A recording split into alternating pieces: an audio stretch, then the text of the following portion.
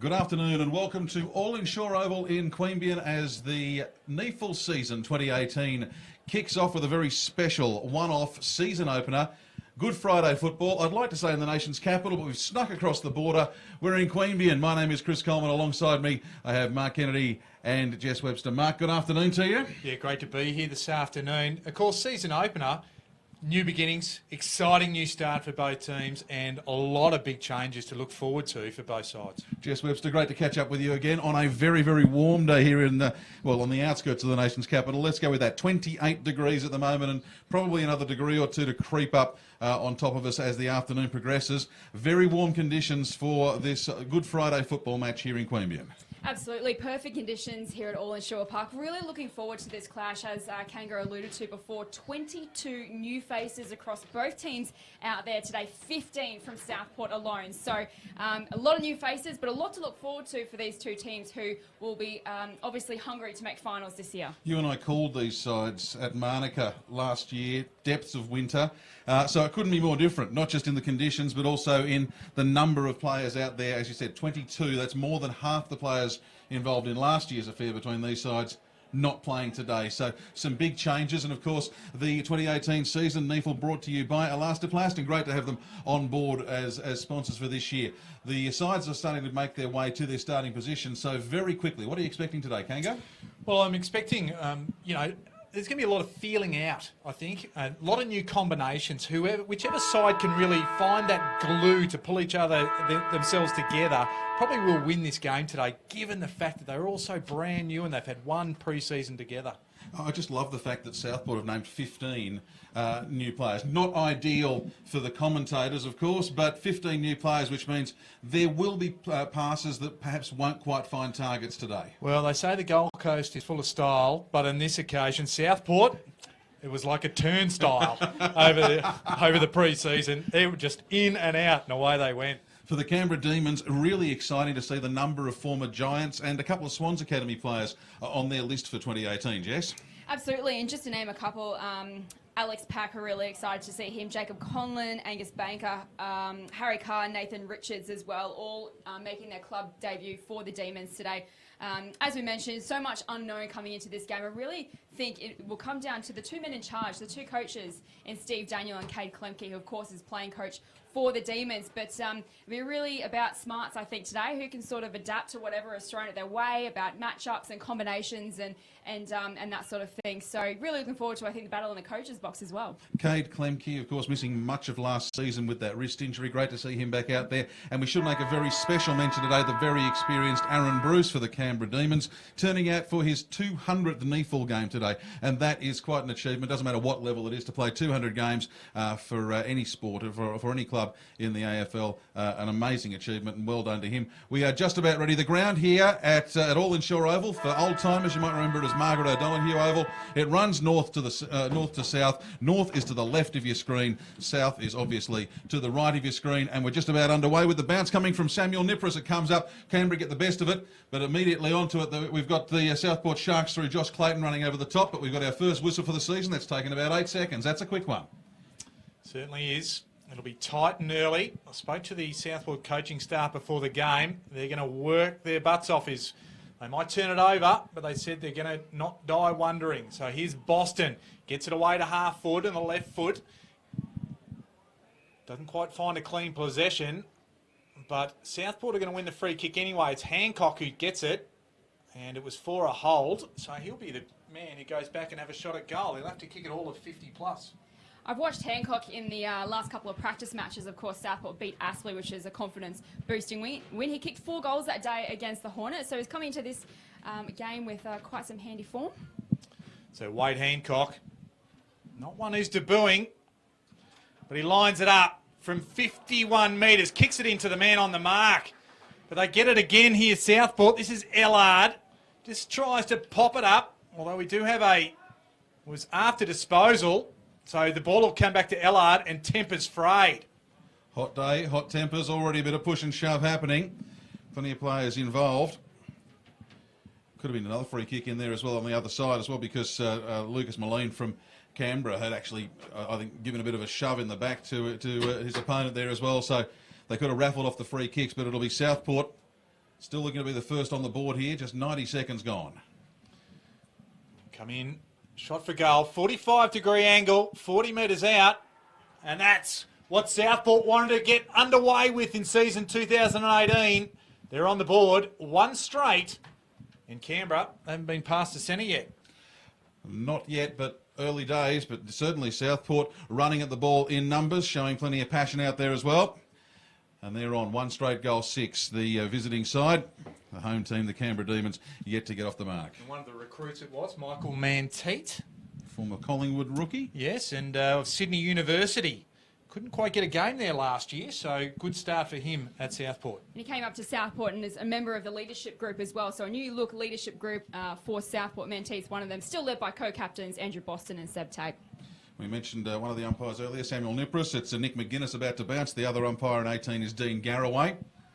As they rotate the bounce duties, very soft in the middle of the park, and you can see the bounce doesn't go as high perhaps as you'd expect. Picking it up off the ground is Ellard. He's been busy early, bustles his way through the pack. Hand pass to no one in particular. Pack forms over the top and stacks on the mill.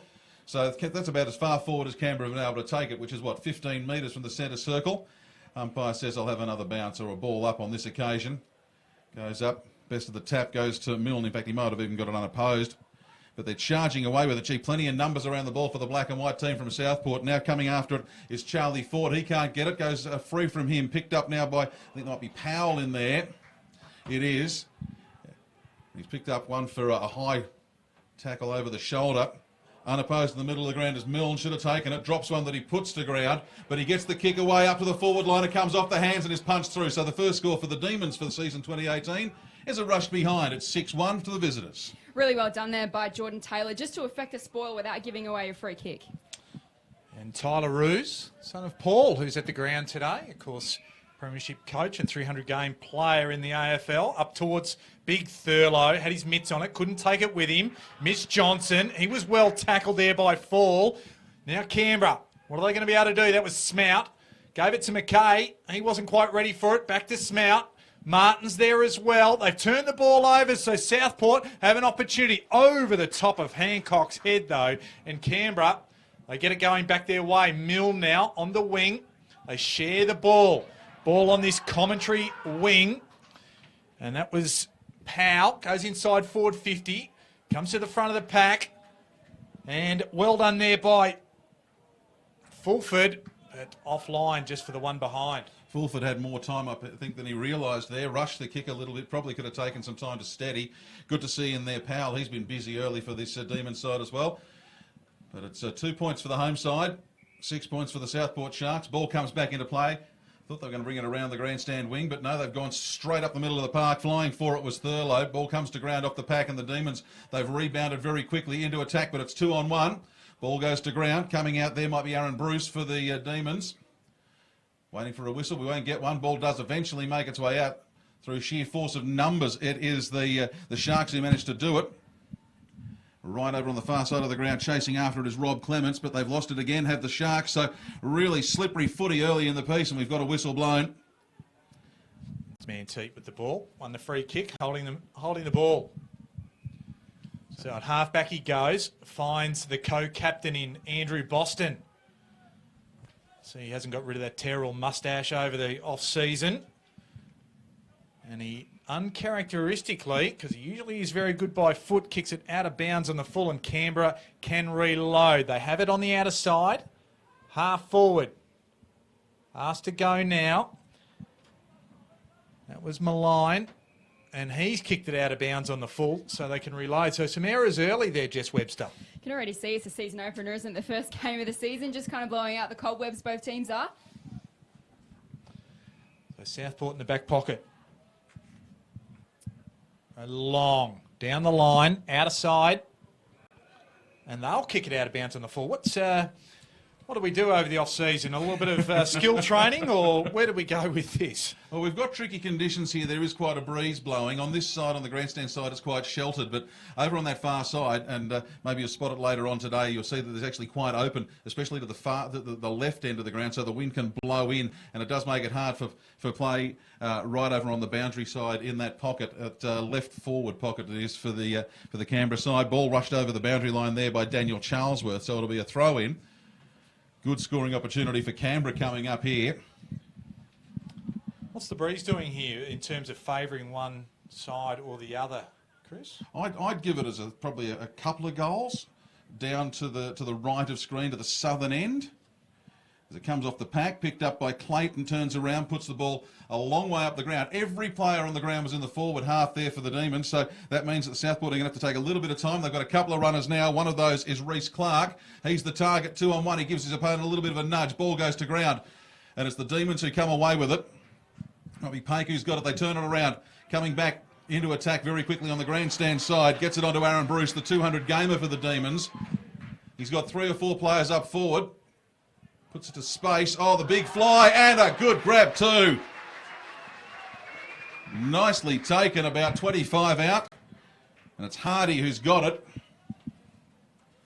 And he will have a shot on goal. Well, here comes the scoring opportunity that I might have mentioned before, but it's gone via the Cape to get there, Jess. Yeah, really good work from the Demons, and you can hear the crowd get behind Aaron Bruce when he took that mark. He's going to be super important for them today, just his leadership and his presence up forward and what he did just there to set up a potential scoring opportunity. So Mitch Hardy comes in, puts it on the boot. It's a wobbly looking kick, but he might have just kept it inside. He has. So the 23rd man for the Demons today gets their first goal for the season and puts them into the lead too, just quietly. 1-2-8 the score for the Canberra Demons. 1 straight goal, 6 for Southport. And we've got 8 minutes played first quarter. Well, one of the things I just noticed there is Southport pushed back in numbers into their defence. And when they went to take the ball forward, they just didn't hold it up enough to have the numbers there. And Canberra were able to sweep it out of half-back, get it down. And they did rely on that big mark there. And it was a very good mark there by Hardy. Canberra, there's plenty of speed in Canberra in that back line this year, and that's where Southport, they've been caught a little bit on the hop early, not perhaps expecting Canberra. So Canberra weren't the fastest side in the back half in 2017. So in Allinsure Park, bounce down again. Thurlow, he got the advantage of it, but it's sharked by the Demons. Couldn't quite get anything effective away. That's Fife, the Tasmanian. Now to Ruse off half-back. Gets it to half-forward. They collect the ball now, and they go forward through forward. The ball over the back of the pack and through from behind it goes to Southport. That was a good attacking foray once they got the hand on the ball. Couldn't capitalise as Fall brings the ball back into play. So the Demons, they rebound quickly. Isaac Taylor calling for it. Instead, they go the long way around, right over the far side of the ground through Pake. Outside the 50, off the hands of Klemke. The coach gets his first kick for the season, puts it up around the boundary line. Chasing hard after it was Reeves for the Southport Sharks, but he sees it over the boundary line. Throwing to take place, centre wing position, far side of the ground here in Queanbeyan.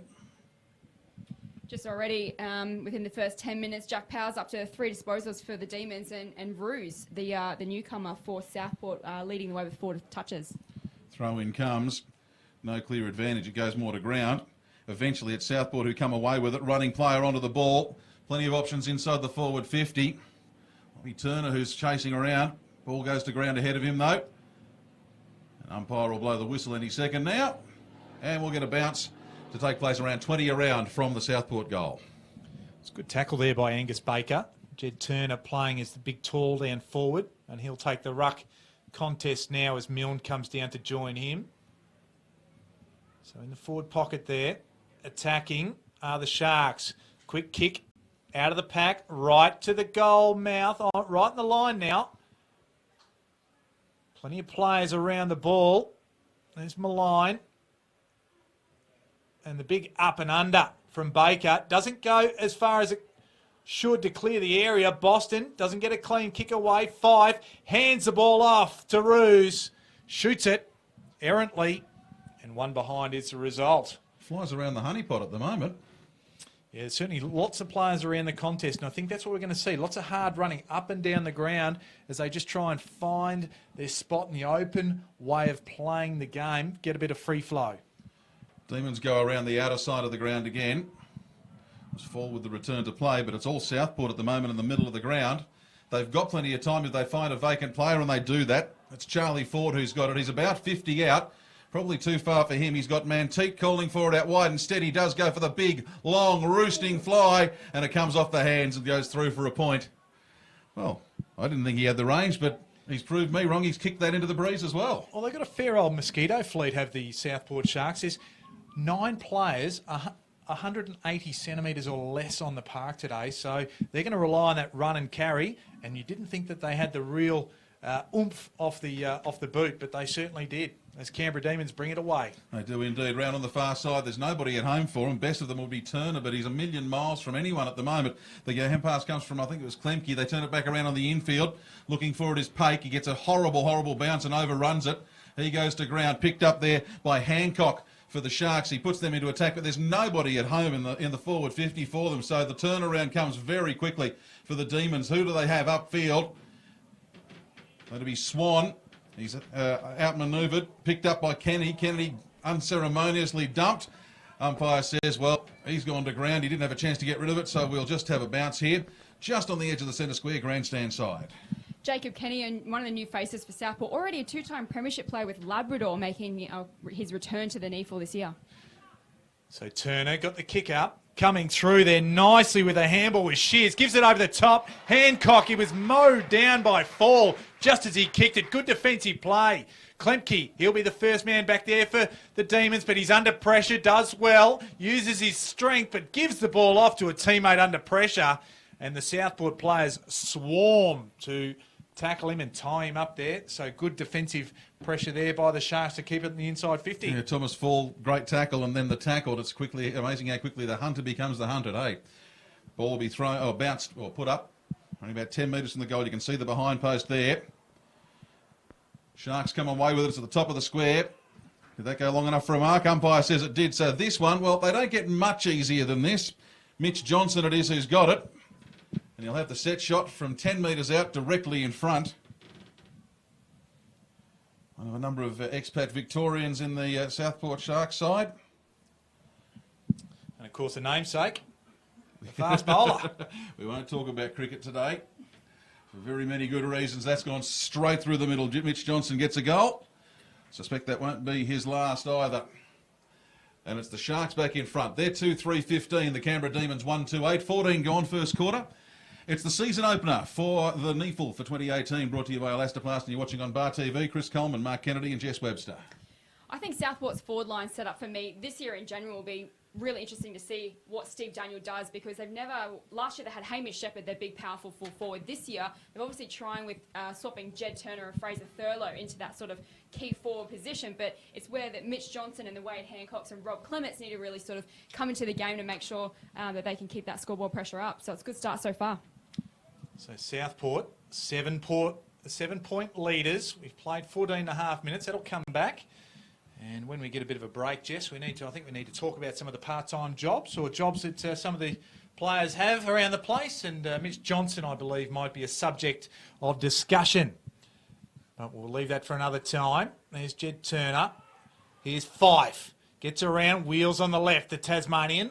Hancock at half forward leads the race, but beaten to him by his opponent. Does well, though. And that was dispossessed. It was Highmore. Southport just doing well around the contest. This is Lee. Lee just chips it up and looks for that man again, Mitch Johnson. The big guns on show of Mitch Johnson, and he'll come off the long run. Guns, tats, long run, could be a fast bowler. He could be, but my mail is that does a little bit of modelling in his part-time. Really? Yes, a bit of bikini modelling in the swimsuit. I think we might have to get on his Instagram page. It's something that Jess Webster did a bit of research over the off-season on. So Mitch Johnson, he'll shoot it from 46 metres on 45 degree. It's fading out to the right, and 1 point is the result. Didn't allow for the breeze there. You saw it as soon as it came off the boot. It went up and then took off to the right. So it is a fairly strong breeze there. Canberra not using the best of it. Jess. A couple of missed opportunities this quarter for Southport. What's been really impressive, I think, is their pressure around the ball. So they're keeping the ball inside their forward 50 and creating those opportunities for themselves. Just hopefully it doesn't come back to bite them.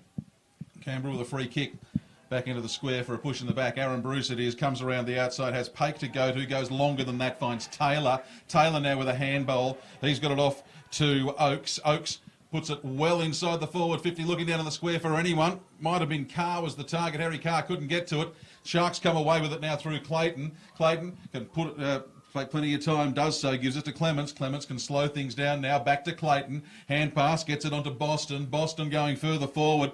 They're around the far side, a little bit of loose footing there. Comes back now to Clements. Clements has lost the ball, and it's the Demons who are going to come away with it. Thought there might have been a whistle in there. Some of the players, there is a whistle in there. I didn't hear it, but some of the players had reacted to a whistle that we didn't hear up here in the box. That's 50. And 50. And 50 now. Well... So I just couldn't quite pick up that free kick. Initially I thought it might have been holding the ball against Clements, I think it was. It was Swan came through with the tackle, and maybe he might have actually put his head into the ground, possibly, is why the free kick went Southport's way, and then just some ill discipline to give the 50 metres away. I think a couple of the Demons players might have thought it was a Demons free in there, so maybe a little unlucky to give away a 50 on there as well, but now the Sharks decide to play on through Clements inside the 50. And, well, they've made a complete meal of it. Ball in the bottom of the pack, and the umpire will bounce it. When you get a gift like that, when you get a set shot from just outside 50, it's not even going to be a bounce. It's holding the ball in there. There you go. Maybe it was pulled back in underneath. And now, really, Southport, that is, as Jess mentioned just a minute ago, not taking the best of the opportunities. That one came to them gift-wrapped at the northern end. Just some of the champion data stats. Southport absolutely dominating clearances at the moment, 9-0, but inside 50 is relatively even at 10-7 going Southport's way. Tyler Roos with the kick forward. Mark. So Southport will keep moving it. It's one good thing I've noticed about them this year. They've been happy to take the game on.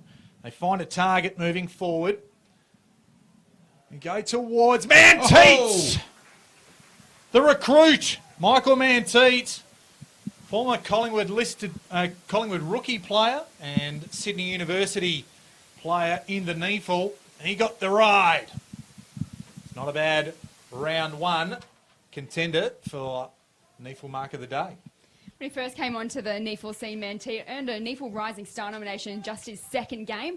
Obviously new colours this year, so this will be a great start to his time at Southport. So we'll shoot it 30 metres out. No real angle to speak of, and just guides it home. So Southport have got 3. They move to 3-4-22. The Demons 1-2-8.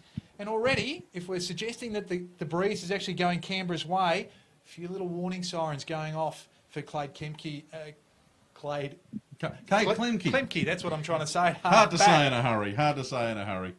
But might have to duck out at quarter time and just check that it is actually a northerly. I'm sure it's a northerly blowing here, and a fairly strengthy one as well, but we might sneak a look outside. The ball comes back into the middle here. Vital for the home side, for the Demons, that they get the next score. The next goal would be better, but the next score of any sort, because at the moment the Sharks are on just a bit of a run. They've got it out to a 14-point margin, 3-4-22. Over the home side, 1-2-8, 20-minute mark approaching in this first quarter. Ball goes down in the middle of the ground. Tap straight back into the centre. Southport it is with plenty of numbers. Hand pass away comes from Clayton. And now they're back forward again. I think the Demons might have dropped an extra run back, and that's turned out to be a good move. I think it's Highmore who's taken the mark. Centre half back. They come around. Oh, geez. Poor position, but they've got away with it. Picking it up off the ground is Richards. Richards with a hand pass over the outside. It's back to Maguire, was it? Now they go forward. Looking after it is Nunn. Nunn taps it to his own advantage. He's held on to, but the ball rolls out over the boundary line. The Demons have got a chance here. Deep in attack. Past the 20-minute mark in the first quarter. Just going back to young gun Tom Highmore there in the Demons' defence. He's leading the disposals with 4 for Canberra as well as 3 rebound 50s, but his disposal has let him down a couple of times today. Ball bounces away in front of, it was Manteet for the Southport side. So he's playing both ends of the field at the moment. Racking up some kilometres on a very, very warm day here in Canberra. We're going to get a ball up. About 20 out now from the Canberra goals. Once again, every player on the field in the forward half. We've seen this work a couple of times to Canberra's advantage, with Southport unable to convert it when they've been able to get on the fast break. Just wonder whether they might consider dropping 1 or 2 men up the other end as the day progresses, because it is a warm day and the legs are going to feel it later on. Throw in comes now, tap down. Won by Milne, but again, it's just the superior numbers of Southport more than anything else. But they can't get away as another pack forms. 50 out from the goal. It'll be yet another bounce. It's a third. Well, we've had a throw in, a bounce, a throw in, and a bounce. We'll see what the Demons can throw up now. Thurlow wins it and kicks it away. Unable to take it there on that occasion was Payne. The Demons, they'll try and reload, but the pressure comes from Southport. Boston's in there laying tackles. Now it'll come out the Demons' way. Inside forward 50. Well done there by Taylor for Southport. Just impacted the marking contest enough. Working hard there is Ruse. He'll give it off. And Southport, they're away. They go to Mitch Johnson. He'll be loving the warm conditions. He'll want to get the gear off. Falls in hot pursuit of him. The ball spills out. Martin lays the tackle. He's on top of him. What's the umpire going to call? On this occasion, he says, I'll ball it up here in front of the grandstand here at Allinsure Park. Locals wanted a call of a different nature. They didn't get it. The ball up comes. Southport have been able to get a few men forward of the ball now. Now we've got a whistle for a hold, so it will be a Canberra free kick.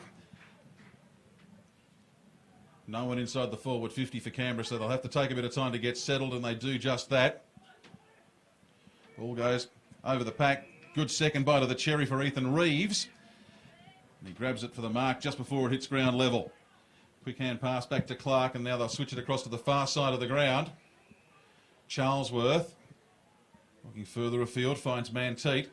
Been busy today for the Southport Sharks. Finally gets hold of it, puts it up forward for them, but has he gone out of bounds? I think he might have. Gone just a smidgen too far, so it'll be a throw-in. Way over the far side. Manteet's covering a lot of territory, Jess, isn't he? He's got 2 goals so far, but we've seen him down in the back half of the ground, working very, very diligently.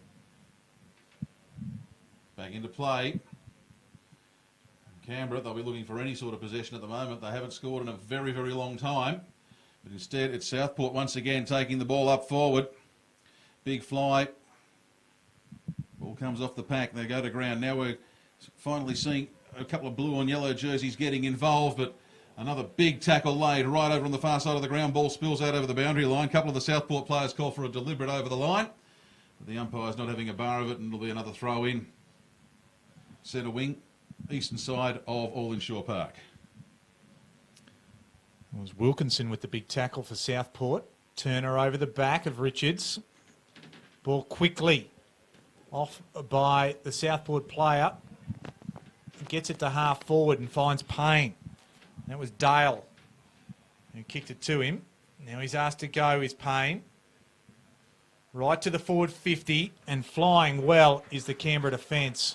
Coming down with it on that occasion is the skipper or the coach, Klemke. There was a bit of a mix-up there. And that was McKay. Couldn't work out who was going to call. Somebody called McKay, another person called Mackay. Yeah. I couldn't work out who was who.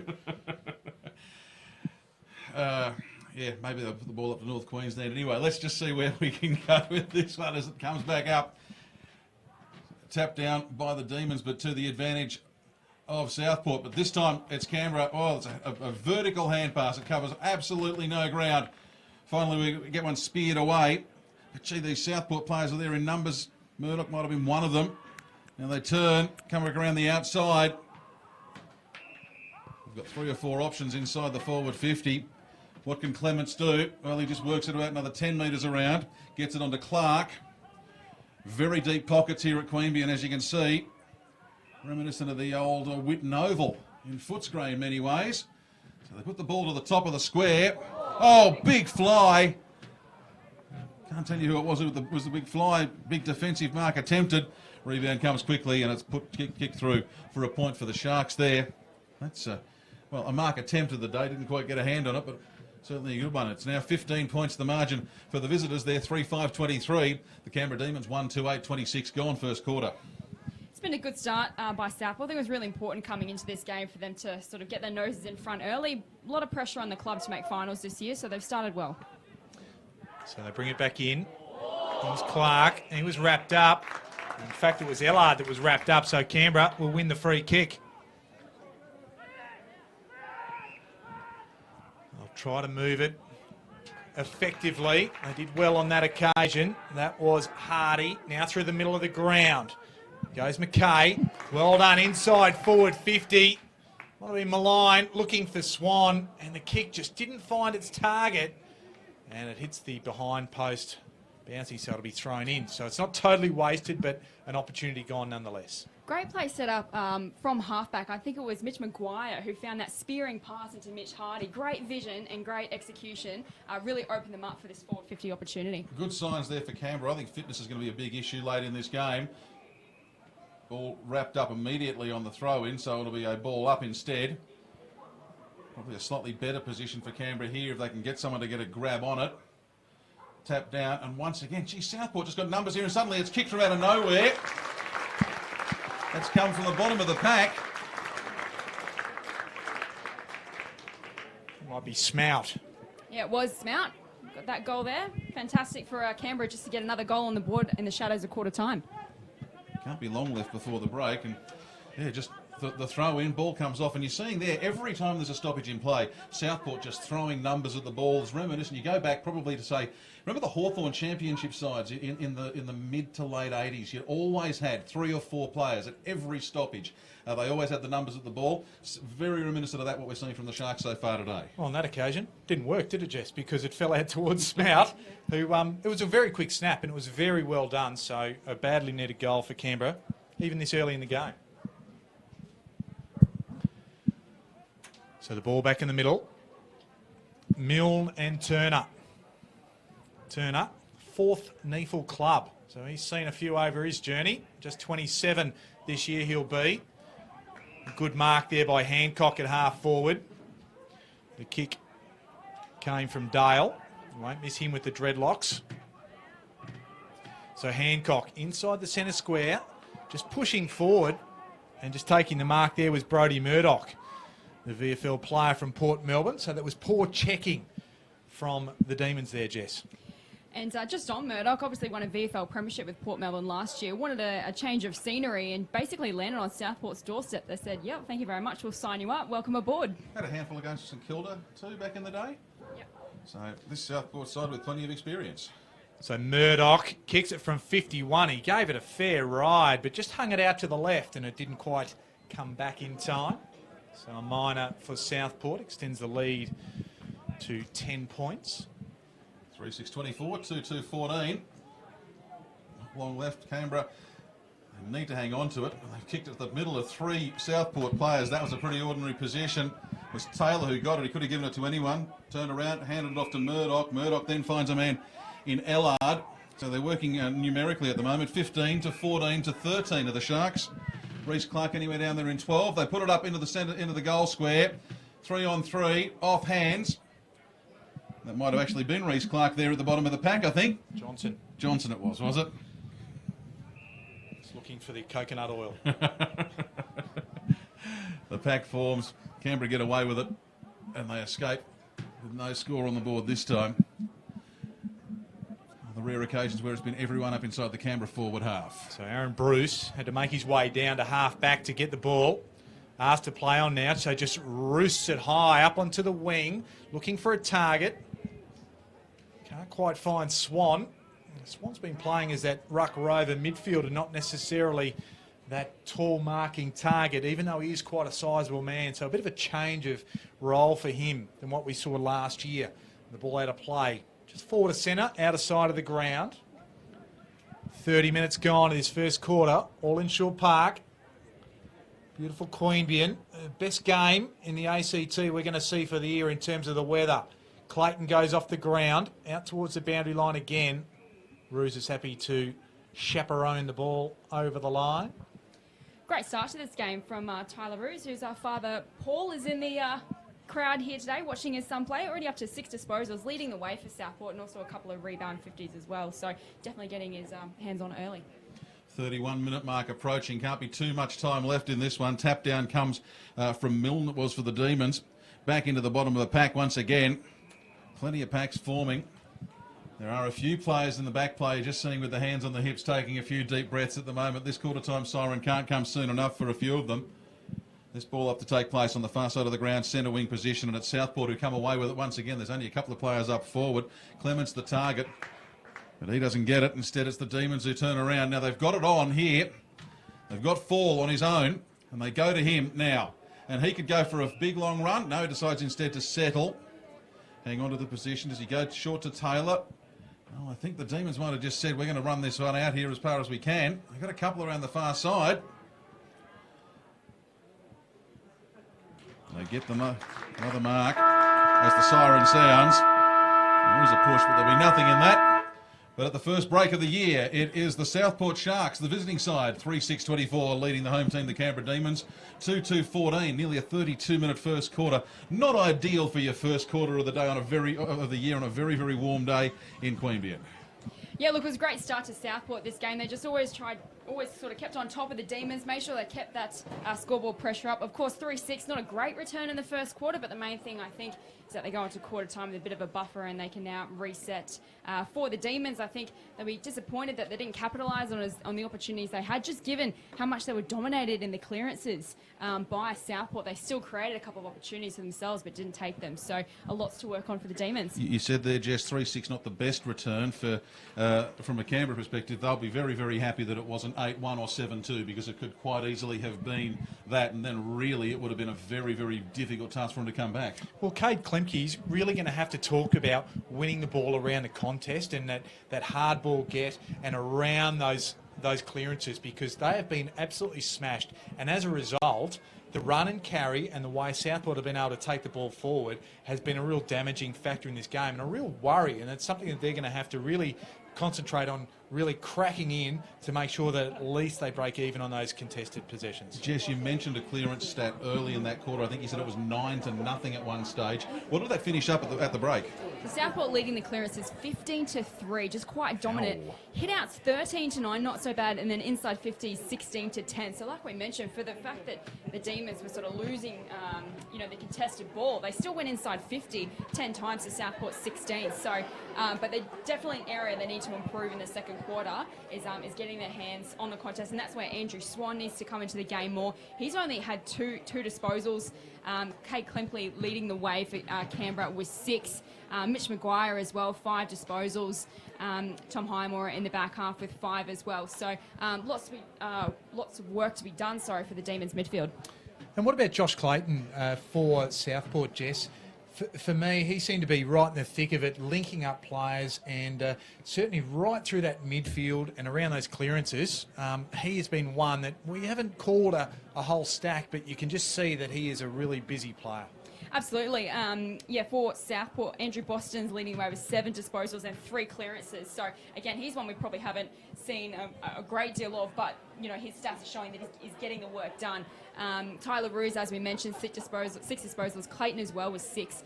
And how about Mike Manteet's first quarter for Southport? A couple of goals, 4 disposals as well, and 1 inside 50. He was really key for Southport in that quarter. I think he's pushing 30 Dream Team points just quietly if you're into fantasy football. Can I just get you to have a quick look down that stat sheet? Can you give me anything on Nathan Oakes there for the Canberra? Because I just don't recall seeing very much from him at all, from this really important midfielder and forward. I just don't recall seeing a lot from him in that first quarter. He's up to 4 disposals, 4 tackles as well. 1 inside 50, 1 rebound 50. So, probably hasn't got the weight of disposal, but at least he's keeping the pressure on with those tackles. But like we mentioned before, it's up to the Demons now to try and turn the game in their favour, because I think for the most part it was played on Southport's terms. Yeah, probably doing more in the midfield than for him. They need to be getting the impact from him midfield and going forward. We've seen a lot of contested ball across the middle of the park there. This ploy that Southport have had of running extra numbers at the ball, it does seem to be working for them at the moment. Your Cade Klemke, put your Cade Klemke hat on for a second, Kanga.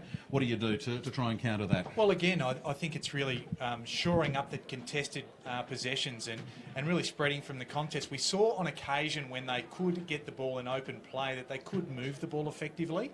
And I think you can move the ball as effectively as you like, but you've got to have the ball first to be able to do it. So it's really shoring up that contest. And football is a contest, and if you don't have the football, all you're doing is chasing. And what we saw a couple of times in that quarter, is that they were left flat-footed because they were beaten at the contest. Yeah, hot day today, you really want to be going in hard at the contest. Doesn't matter if you're not necessarily the first one at the ball, but you've got to be going in and hitting hard because, again, hot day, slippery hands as well. Let's not forget that. You know, there's going to be a lot of sweat out there, a lot of perspiration. Players aren't going to be able to get necessarily as good a grip on the ball. A good hip and shoulder, a good bump there can turn up some unexpected possessions for you. In a strange sort of a way, in Queensland, it's been raining on and off for the last 4 weeks. So Southport, that's why you call it the Sunshine State, isn't it? That's right. Well, yeah, conversely. But in a roundabout way, Southport just haven't had a lot of dry weather football the last few weeks in terms of what they've been able to play. Canberra, we come down to Canberra, beautiful conditions.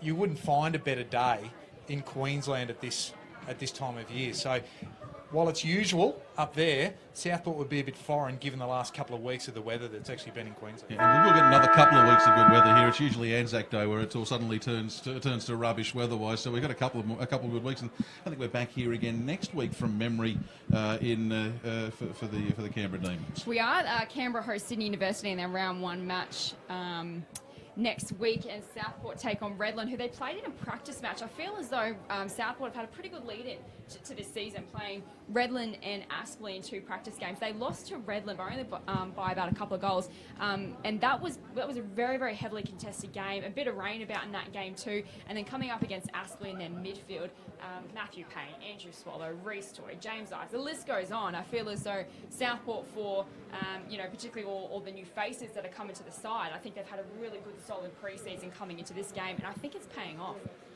Yeah, well, conversely, I mean, Canberra, they've played a couple of the sides, local sides, as warm-up, so preparation is everything, and whilst you can do the pre-season, it's like playing a lot of pre-season games and blowing the cobwebs out of your lungs, but come round 1, it's a whole nother ball game yet again, and it's probably just showed there. If I remember rightly too, they played one of their pre-season games over at Colin Gully at the Crossroads Oval, which it is a real bush footy ground. If there is nothing at the altitude we're at to call this game from, there's nothing like that at Colin Gully. It's all very much at ground level. I've called some bush footy over there, and it's a very, very different facility. So this would be really their first full-on outing for the season. And look, sometimes sides do take a week or two to get up to speed. But second quarter about to get underway. 10 points the margin. Southport will be going with the breeze. I've checked that. It is definitely blowing from left to right. It has dropped off just a little bit in intensity since the first bounce, but it's a 10-point lead to the visitors. The ball held aloft. Umpire McGuinness, he'll get us underway. Milne and Thurlow will do combat. So the lead Southport's way, just stood under it, did Milne, did his best. Boston gets another clearance. That's 4 for the game so far. Ball inside forward 50. Southport can't quite get it clean. Comes out to Ellard. He was upended early in that first quarter, but has recovered right to the edge. But there's a free kick on play in the marking contest. And that was lucky because Southport were away, and Alex Smout, he gets the kick away. And just right on defensive 50 is McKay. Go around that far side again. It'll be Bruce who's got it. I was intrigued to see Canberra play on so quickly there.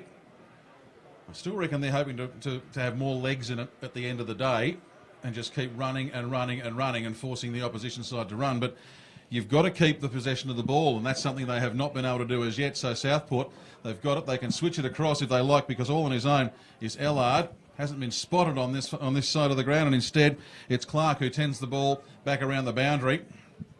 They just managed to keep it in play. It goes to ground, and once again it's the Demons who get away with it. Centre wing position. Now it's with McKay. He's been busy at half forward and a half back. Racing forward are the Demons. They're just taking a little bit more time. Taylor could be a target. No, instead. Southport have plenty of numbers back here in the defensive 50, so Canberra just trying to be patient. Yeah, but you've got to actually get it somewhere within scoring range. It's been McKay again. So he ran up forward.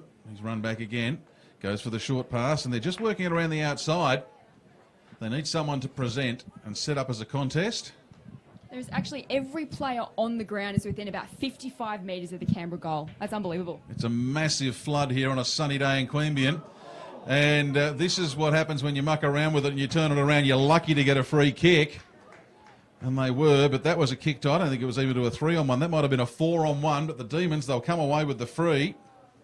And it'll be Mitch Maguire with the shot on goal.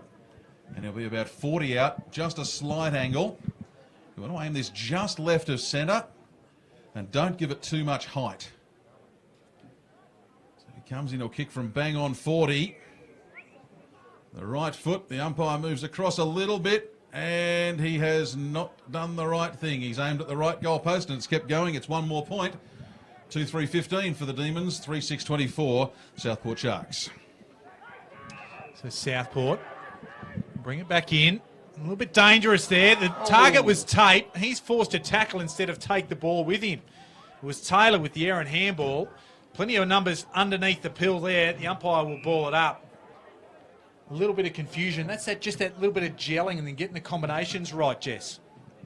Yeah, absolutely. So really important here for Canberra to try and lock this ball inside their forward half of the ground.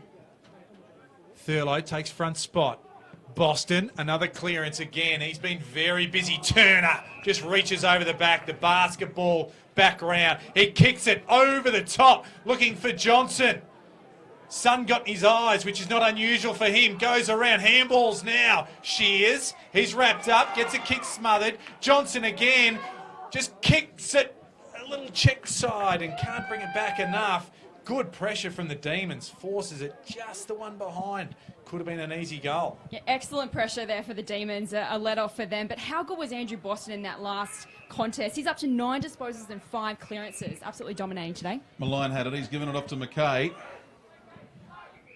There's plenty of options, but they're all short. He's looking long. Now he looks back. He looks thoroughly confused, decides to run it himself and gets himself into a bit of trouble. The up and under comes. There'll be 4 or 5 fly for it. Goes to ground, picked up again. Boy, oh boy, look at this run from the Sharks. They had Dale. Oh, big punch.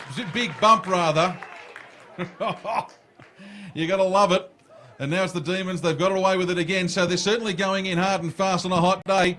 Hot footy and hot play too there from McKay. He's had several. Can he make up for his earlier indecisiveness? If that went 15, I'm not here, but the umpire's called it. Oakes has it now. He's on the wing. He goes for another short play. So the Demons, well, they're just putting a man in space and a man in space and a man in space. This time it's Milne. Milne puts it up high. It's 3-on-3.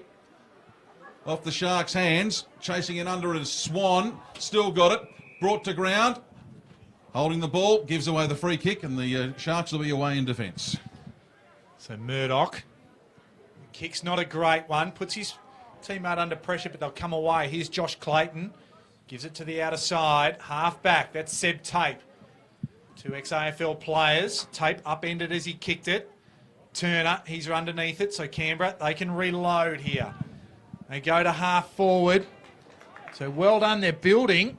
The short target's Fulford. He's right on 50. Finds a short one again, and it's Martin. Boy from Woodville West Torrens in the SANFL. Represented the NEFL last year down in Tasmania. It's good follow-up from Martin too. He was involved in the play on the wing before he kicked it to Taylor at half forward and then made sure he pushed down to be another option. So had a quiet day so far, but this will do his confidence a world of good and obviously get Canberra back into this game. He was in South Australia, but he's a boy from Merimbula. He'll have to kick it 48 metres directly in front. He looks like he's got it out to the right. It's not going to make the distance. It's helped over the line by the Southport defence. So 1 point only. And it narrows the margin just a touch. Southport bring it out again. Outside 50, waiting for it there was Taylor. Couldn't get it. Picked up off the ground by Pake. His possession, though, cut off, and the Sharks are away once again. Now it's with Ford. Look at the speed of him through the middle, and, well, then you've got a fast midfielder. It means that Mitch Johnson can get into space. Johnson runs into the goal square. We've had a whistle blow in black play, but it's all called for play on an advantage, and that is a goal, one of the easiest ones you'll see. And is that our first goal of the quarter? It is, and it's the second of the day for Mitch Johnson. Really liked it in the back half there that was set up by Josh Clayton, who managed to get an intercept. And you can see his class really showing in this game today. He's getting involved in playing his role. And there was a great passage of play by Southport that finished with another major. And what about the engine on Ford? Amazing. Like he just put the foot to the floor. True to his name. Yeah, maybe you've got one of those electric motors, you know. They've got plenty of pickup. He was just very, very quick. Yeah, he certainly was. And that's what you're seeing about Southport. They've got a few fleet-footed midfielders and players at half forward that can put the ball under their arm and burn their opponents off.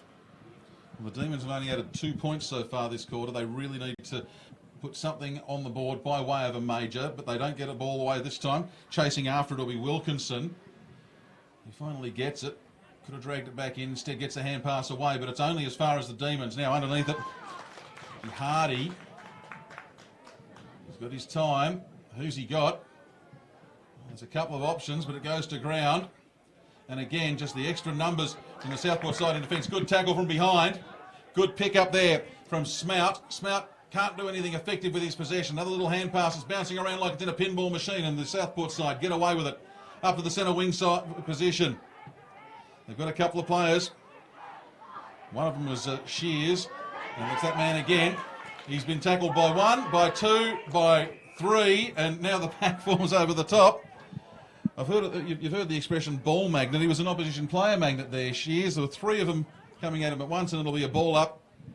Just attacking side of the centre square for the Sharks, but it's instead holding the ball. Oh, jeez.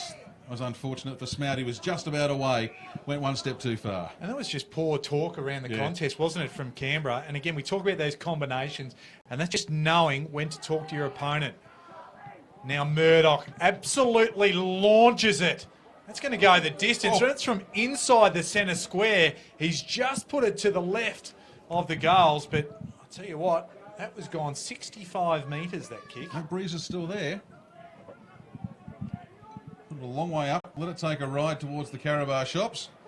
Let's come back with a Chico roll and a couple of cans of Coke from the 7-Eleven up on the hill. Ball comes back into play and it's picked up off the ground by Thurlow. Whistle blows. He's given one away this time. Not sure which of the Demons takes it here. Starting to look a little bit confused in their communication stakes down there, the Demons side. They don't really know who wants the ball. They don't really know where they're kicking it to at the moment. Might be a case of damage limitation for them before half-time. And seeing if they can come back out and do the job in the second half. Working it around the far side of the ground through a succession of small kicks. This might work for them. Klemke puts it forward. Diving mark attempted, but no one able to grab it. And once again, plenty of players on the go, but the Demons get it away. I think that might be Martin who's put it forward. Now he's got help there from Hardy. Hardy brings it back infield. Finds Fulford. There's plenty of options inside the forward 50. Attempted mark came from the Sharks, but it wound up in front of Nunn. Nunn loses at Roos with the hand pass. And again, the Southport Sharks, gee, their defensive back three are very, very strong, and they're cutting off so many options for this Canberra Demon side. Now Payne for Southport has his kick smothered. That'll go out of bounds. So we'll have a throw in.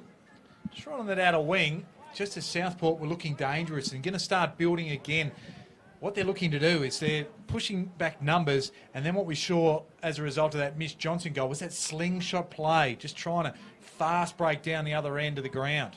I feel that's kind of, I think, what the Demons need to try and do going forward. We see them try to be patient and it's not really working, and then we've seen them just bombing it long, and Southport have the size and the numbers to be able to stop that forward opportunity. So the Demons, I think, need to maybe take a leaf out of Southport's book and try and kick the ball into space and use their speed to an advantage. At the moment, as we can see, they keep turning it over. So Tate eludes one, gives the ball off. Chain of handballs here. Oh, upended. There was a Southport player. Smout has his kick smothered. Plenty of players around the contest here. It's pretty willing. Underneath there is the Southport player in Lee, or Lee Dale. We've got a man with two first names. We're getting a bit confused there. And inside the centre square, we'll have another throw up. Isaac Taylor's just come back on. You can see him there in the number 1 jersey. On the wrong side of the tap down, but he comes to him anyway. Puts the hand pass back. Now he's giving it over to Malign. Plenty of options. Hardy turns left, Turns right, turns left again. Hand pass to Martin. Martin inside the forward 50. The only player within cooey of it is Clark. He can let it bounce twice, does so. Picks it up, turns it around once again. It's the rebound for the Southport Sharks. Target was Clements. Can't get a clean possession. Ball stays just in the field of play. Hoping to get it to Harry Carr, but it goes out over the boundary line. Throw in to take place just forward of the centre line.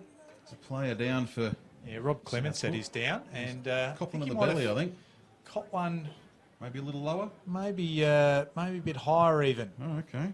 Yeah, so he's up. The Canberra player actually went to him, knowing where he got him, and he wasn't.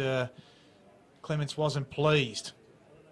So the ball comes out. Boston doesn't get it away cleanly on that occasion. He's been a clearance machine so far. Now coming away is Powell, Malign. Maguire, back to Milan, I think it is. They go right to the top of the square, looking for Turner, can't quite find it. Fulford's there, applying the tackle is Turner for Canberra. The ball will come away, and Southport will take it away. They've been very good defensively today. The ball over the top, looking for Mitch Johnson. He leads up to it nicely, so that small target. He goes now, and the chase is on. This is Ford. Puts the foot down, up to the tall target, can't quite find Payne, but he had to go at ground level, and he gives away the free kick. It's too high, and Klemke it is who wins the free kick deep in defence for the Demons. Gee, that was a fast break from the Southport Sharks, even with them turning it around in the middle of the field.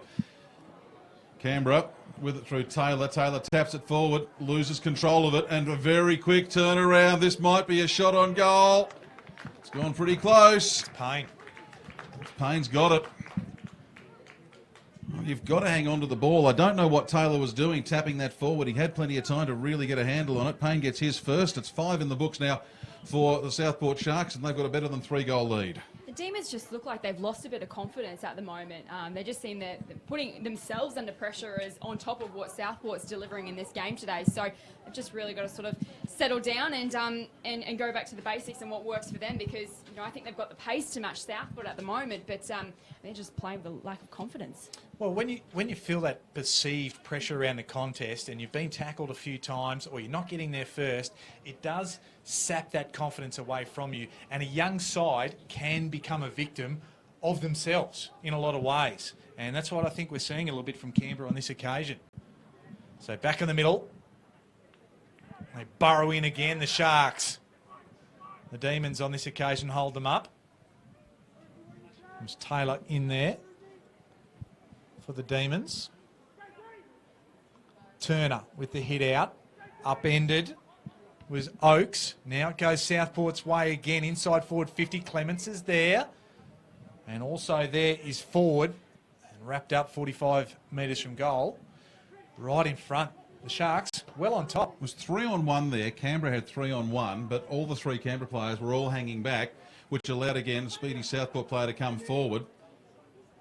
And if they couldn't get the possession, they got the stoppage. That's come off hands, straight down onto the boot of Manteet, and he puts it across to the left-hand side. He was after goal number 3 for the day. They're on to 5-8-38, 2-4-16 for the home side. Dylan Fife, who was involved in that little clearance passage, they're really excited to see how he steps up to NEAFL level. He's been a pretty great young player for Tasmania over a number of years, and represented Tasmania against the NEAFL last year. Really looking forward, as I said, to see him step up. He's had some quality touches so far. Bruce through the middle of the ground, uncharacteristically in the back half. The goals are that way. He knows where the goals are. He's just not used to being that far away from them. Here's that man, Fife. Just gives the ball off. The kick goes inside forward 50 for Southport. Hancock swoops on it. Gives it back to Clements. He's up off the ground from before. Kicks it, and he kicks it straight. And that's a little bit of a dagger toward the heart of the Demons. The panic stations, I think, are just about to set in. Not so much the scoreboard and they're that far away. It's just the method in which they're being beaten. You saw Bruce come through there. What we didn't mention, because it was a quick play. There was a hand pass from Bruce there that went off to one of his teammates, and another of his teammates came in to spoil. Bruce was very clever in following it up, and as you mentioned, he wound up a long way from home. But we've seen Canberra a couple of times spoil each other in contests. Just sort of mentioned some of the stats at the moment. This is a good reflection on how much Southport are dominating around the ball. Their top possession winners at the moment, Josh Clayton, Andrew Boston, Dylan Fife. On the other hand, for the Demons, it's Lucas Moline, Mitch Hardy and Mitch Maguire. So you can see Southport's best players are getting their hands on it. You can indeed. Charging through the middle was Powell for the Demons. Got the ball, put it onto the chest of a teammate. It bounced up. Hand pass comes. It's with McKay. He's brought to ground. Charging through. It was Carr, I think. Ball in the bottom of the pack. Umpire will bounce it up or toss it up about 30 metres out. Now there's a bit of push and shove going on in here. So still plenty of feeling. All is not lost here. It's still only a 4-goal game and we're not even at half time yet. Wait for the ball to come out from the pack. Chasing after it for the Demons is Milne. He can't get there. Unceremoniously sent to ground. And now we've got a hole in the ball call. So this one, 50-50 call going the home side's way. And it should be a fairly easy shot. And you'll actually have the best seat in the house here on Bar TV to watch this one. You know, I thought that was a little bit rough on the tackle, to be bluntly honest. I didn't think he had much opportunity and then was given holding the ball. So, yeah, luck's a fortune, and Canberra will take it where they can get it just at the moment. Sometimes better to be lucky than good, and when you're 4 goals down, maybe a little bit of luck going your way can help to start the turnaround. Nathan Richards comes in, puts it straight through the middle. First goal for the Demons this quarter. In fact, just their third scoring shot since quarter time. They moved to 3-4-22. It's 6-8-44, so double the scoreline. Are Southport twice as good as this Canberra side this far in the contest? Jess, what's your thoughts on that? I think Southport are all over them at the moment. So I think, while it's only 4 goals the difference, I think it's well and truly being played on Southport's terms at the moment. But Nathan Richards, one of the new recruits for Canberra this year, he's 18 years of age, but he stands at 201 centimetres and 107 kilos. One of those GWS Academy players we were talking about in the pre-game as well. Several of those on the Canberra Demons books this year. Yeah, look, and I think he's going to be a great player actually, because I think once he grows into his body at this point in time, I don't think he's fully matured at this level. And but you can see he's got some ability without doubt. And just a great learning experience today, coming up against Jed Turner and Fraser Thurlow. He's going to learn a lot from this game today. So the ball was bounced in the middle of Allinsure Park there. The umpire recalled it, so we'll go again. Turner went high. Coming through his swan. Handballs it off to McKay. Goes for the short little chipper and finds a target. And gives it off. This will be to Oakes, and Oakes hits the post. So bad luck there. That was Nunn who took the mark. Probably the smartest football we've seen from Canberra so far today. And that was Andrew Swan's third disposal for the day. He needs to get into the game more if Canberra are going to get back on the scoreboard here. So Nunn have got it. He's got another chance. Just chips it up. It goes over the top on that occasion. Southport, although he's just jumping into the contest with the Southport defender with no eyes for the ball, and that's why the free kick was given. And it'll go on this occasion to Fulford, and this will make a certainty of it. So little bit of ill discipline just gets Canberra right back in this contest, and all of a sudden, you know, they're 2 goals off it. They have not been the best side in the contest at all, but they've hung tough. Well, that's what it's all about sometimes, especially early in the season as players are really getting to know each other and you're getting those sea legs back. And the Canberra Demons now sitting on 4-5-29. Southport 6-8-44, so it's a 15-point margin, 21 gone in the second quarter, so still, I'd imagine, probably a good 9 minutes or more to the break. We've had plenty of goals. What have we had? 3, 4, 5 goals so far here. Throwing a couple of points and a couple of other stoppages. This could be a long half here, so the endurance might be sorely tested for the first time in season 2018. Good bounce in the middle of the ground. Tapped away. Swan. Haven't seen a lot from him early. Taps it forward to a teammate. 3 or 4 into a pack, and the ball goes into the bottom of it. We'll get a secondary ball up. 10 metres removed from the centre circle, far side of the ground. They come back up. Oh, geez, uncontested for Thurlow. You can't really afford to do that, but then he gives it away. Getting underneath it, there's a couple. Like to see whether it can be Turner or a Shark, or just multiple players getting hands on it. And Well, I was waiting for the whistle from the umpire, but he's let it go for a little bit longer, and eventually, I suppose the ball had to come out. It's a clearing kick, not much of a clearing kick because it goes out of bounds on the full, and it'll be the Demons to bring it in just in front of the scoreboard here at Allinsure Park. That was Clark with the attempted clearance. Fall. He kicks it. It goes to ground though. Couldn't quite find Aaron Bruce. Now the Sharks will look to clear Murdoch. Now Boston kicks it long in hope. Richards was there for the Demons. Ball at ground level. Clements can't quite take it away. Fall again. Goes up. Boston's there again. Usually clever with it. Under pressure. Murdoch finds a teammate who in turn finds Clayton. Clayton just changes direction. Finds a bit of space. Looks for a target. Hits the ground though. Coming through, doing well, was Ellard. Inside forward 50. The Sharks have the numbers. Hancock goes in and kicks the easiest of goals. And that'll be bitterly disappointing for Canberra. And that's not the first time that Southport have been able to slingshot the ball up the other end. Johnson was there as well as Hancock, and they could have been in a hotel room raffling it. I think Demons just got sucked into the play there, and you cannot afford to let players of that quality be inside forward 50 completely alone. I think Cade Klemke will be really disappointed that the Demons let that one slip. Yeah, Sharks running the changes here now. I've just seen all 5 off the bench run on. So it's Payne, Manteet, Fife, Ellard and Ford all coming on. There's some fairly decent amount of speed in that set. Well, it just shows you that at different times they push the talls forward and leave the smalls back with plenty of space for them to run in. And on other occasions, they'll leave the talls deep. So they're mixing and matching and working it around to try and really put that Canberra defence off. And it's worked so well for them so far. Fife has it. Called to play on. Puts the ball up inside the forward 50. Gee, there was nobody home from Canberra on that occasion. Absolutely nobody. And that is Ford, so he's only just come back on. A little bit of push and shove at half forward there. Charlie Ford, recruited from the western suburbs in Sydney. He was an AFL Sydney Rising Star nominee last year, as well as actually representing AFL Sydney as well in a representative game. So got a bit of talent, and he can add a goal to his name here. Let's see, do you want to play footy in the western suburbs of Sydney or on the Gold Coast? Not much of a decision, really. Kicks a little bit short, bounces off the hands. No offence to the western suburbs of Sydney, but I reckon the surrounds might just be a little bit more visually pleasant up in the Southport region. Ball's gone off hands. It'll be a throw-in deep in the forward pocket for the Southport Sharks. Wait, the ball finally makes its way back in. Had to wait an age for it. Bit of push and shove underneath it. Chasing it around is Boston. Taps it back into the bottom of the pack. 3 or 4 over the top. One of them's Turner.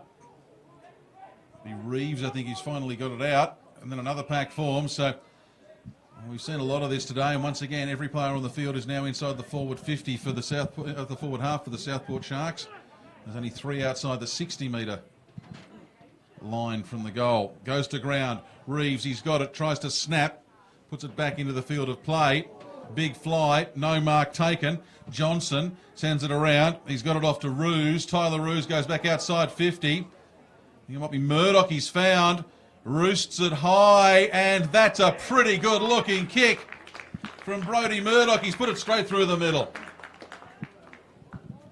Another goal to Southport. And for all the hard work that Canberra have done in the middle part of this quarter, it's just all come undone as we see the margin now back out to that 30-point margin. So we're going to see this from a young side from Canberra. It's really, I think, a good learning experience for them at the start of the season. That they have to keep up their intensity because their confidence, I think, going into half-time 5 or 10 minutes ago, they would have thought, yeah, we're still in this. And now they're thinking, God, we still have so much work to do. So the coach, Cade Klemke, coming off the ground on a blood rule. And I think it would have been Wade Hancock that was involved on that occasion with there. But what about the teamwork? That just not shooting for goal, getting across, and the couple of handballs backwards until they're finding Murdoch was sensational team play for a side with, 15 debutants to be able to come together and work in that fashion. Great play from them. I was wondering what they were doing, taking it further and further from goal, but the plan was obviously there. Plenty of talk going on in the middle of the field. Great eyes from Roos to see Murdoch out there on his own. Absolutely. So ball back in the middle. Thurlow just stands, uses his body well and gets the ball away. That was getting the ball forward, Clayton. Here's Martin for the Demons. Tries to kick one short just to try and find a bit of clean possession. Finds a teammate.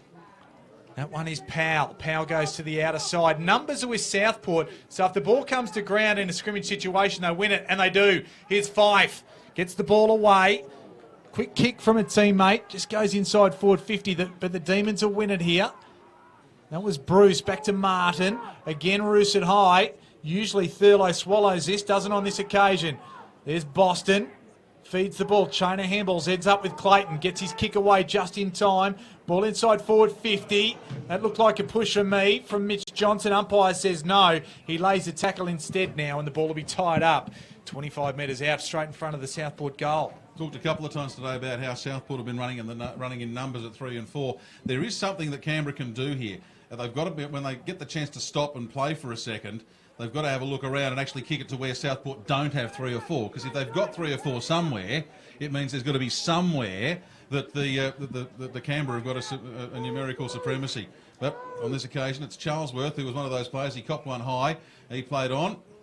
And now the ball goes into the goal square, off hands, and is punched through for a point. Damage limitation, 8-9-57 for Southport. Canberra, 4-5-29, 28 gone, second quarter. Well, that's what we say in football vernacular, I suppose. Lift your eyes to actually have a look. Don't be so short-sighted and always think about that short one. Lift your eyes, have a look, make a good decision. It's Canberra, bring the ball out. Tape, that's a good mark, good contested mark. The former Gold Coast son. He'll wheel around on his familiar left, puts it up. The two ruckmen, Turner and Thurlow, are there. Goes over the top of both of them, and Tom Highmore takes the saving mark deep in defence and says, settle down, boys. Come on. We need to think about our path out. 2 priorities for Canberra here. One is don't let another score before the break. The other is try and get something on the books for themselves. Hancock flew, went to ground, comes off the ground now, picked up by 5. 5 passes over to Payne. Payne looking for anyone in the goal square, but it is a sea of blue and yellow. Now screaming for it is Maguire. They go a little bit longer than that. Maguire was on his own, instead kicked to a contest. Conlon was the man who was trying to get it. He taps it out over the boundary line, throwing to take place right at the junction of the 50-metre arc and the boundary line, forward of half of the ground for Southport. They've just got to defend out this quarter now, Canberra. They can't afford to concede any more points. Can't be much time left either. And underneath it is Reeves. Finally squeezes a hand pass out. Oakes gets a hand pass away for the Demons. Gets it up as far as Card as the kick. But again, it's all black and white. Boston puts it back into the attacking area for the Sharks. Over the back of the pack is Pake. Finds a teammate. Now looking for Fall. Thomas Fall. He's taken the mark. Could have got the free if he'd lost the ball as well, because he copped one across the back of the chops. Short pass. He finds Baker. Angus Baker had a big knee injury last year, so he's going to get himself back into contention.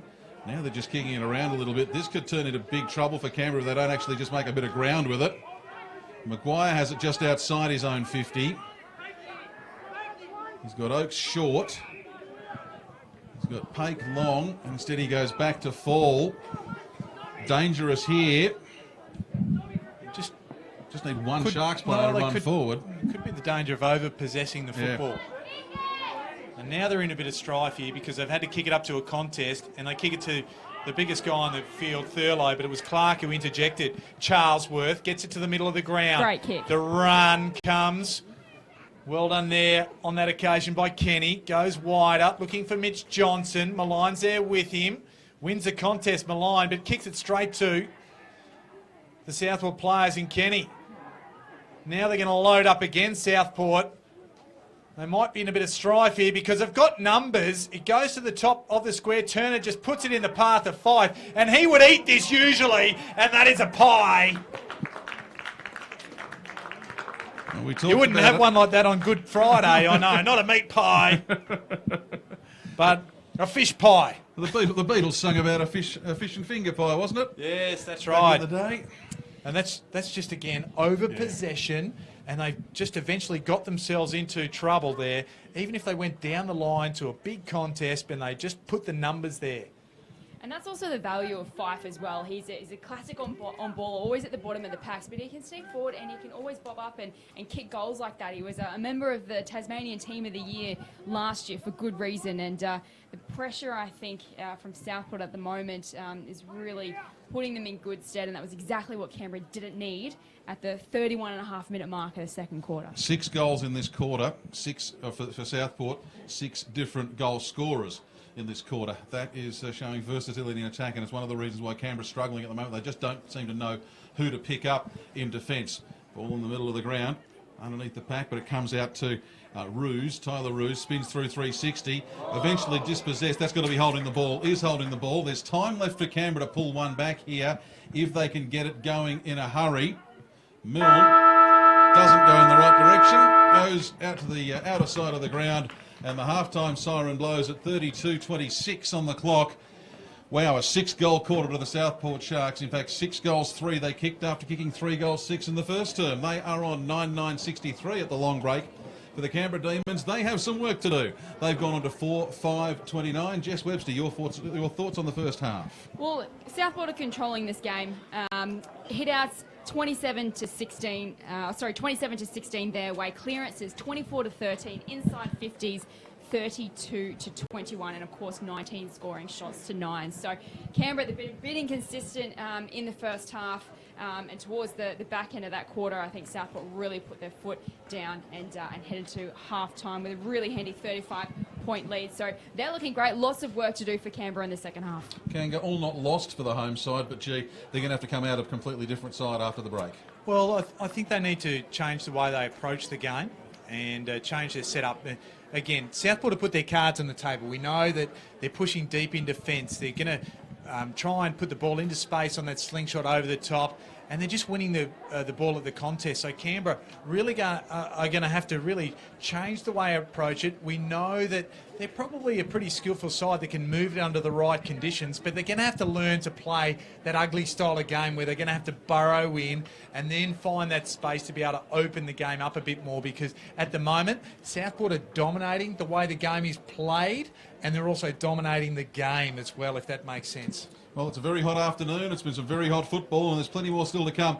You're watching the NEFL 2018 season, and our big thanks to our friends at Elastoplast. You're watching the footy from the magnificent surrounds, and maybe we'll get a bit of a pan around during the halftime break for you to show you what it's like here at the Allinsure Oval. But the third quarter not too far away, but on the scoreboard at the moment, it's the visiting Southport Sharks 9-9-63 leading the home side, the Canberra Demons 4-5-29. This is NEFL on Bar TV.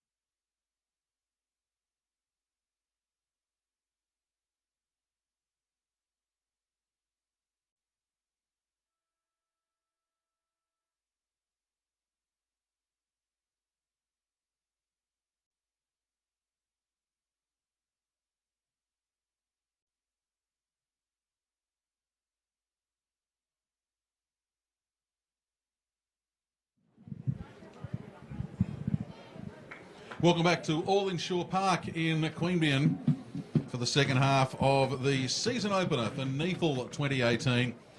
And at the long break, it has been all one-way traffic. The Southport Sharks 9-9-63, leading the home side 4-5-29.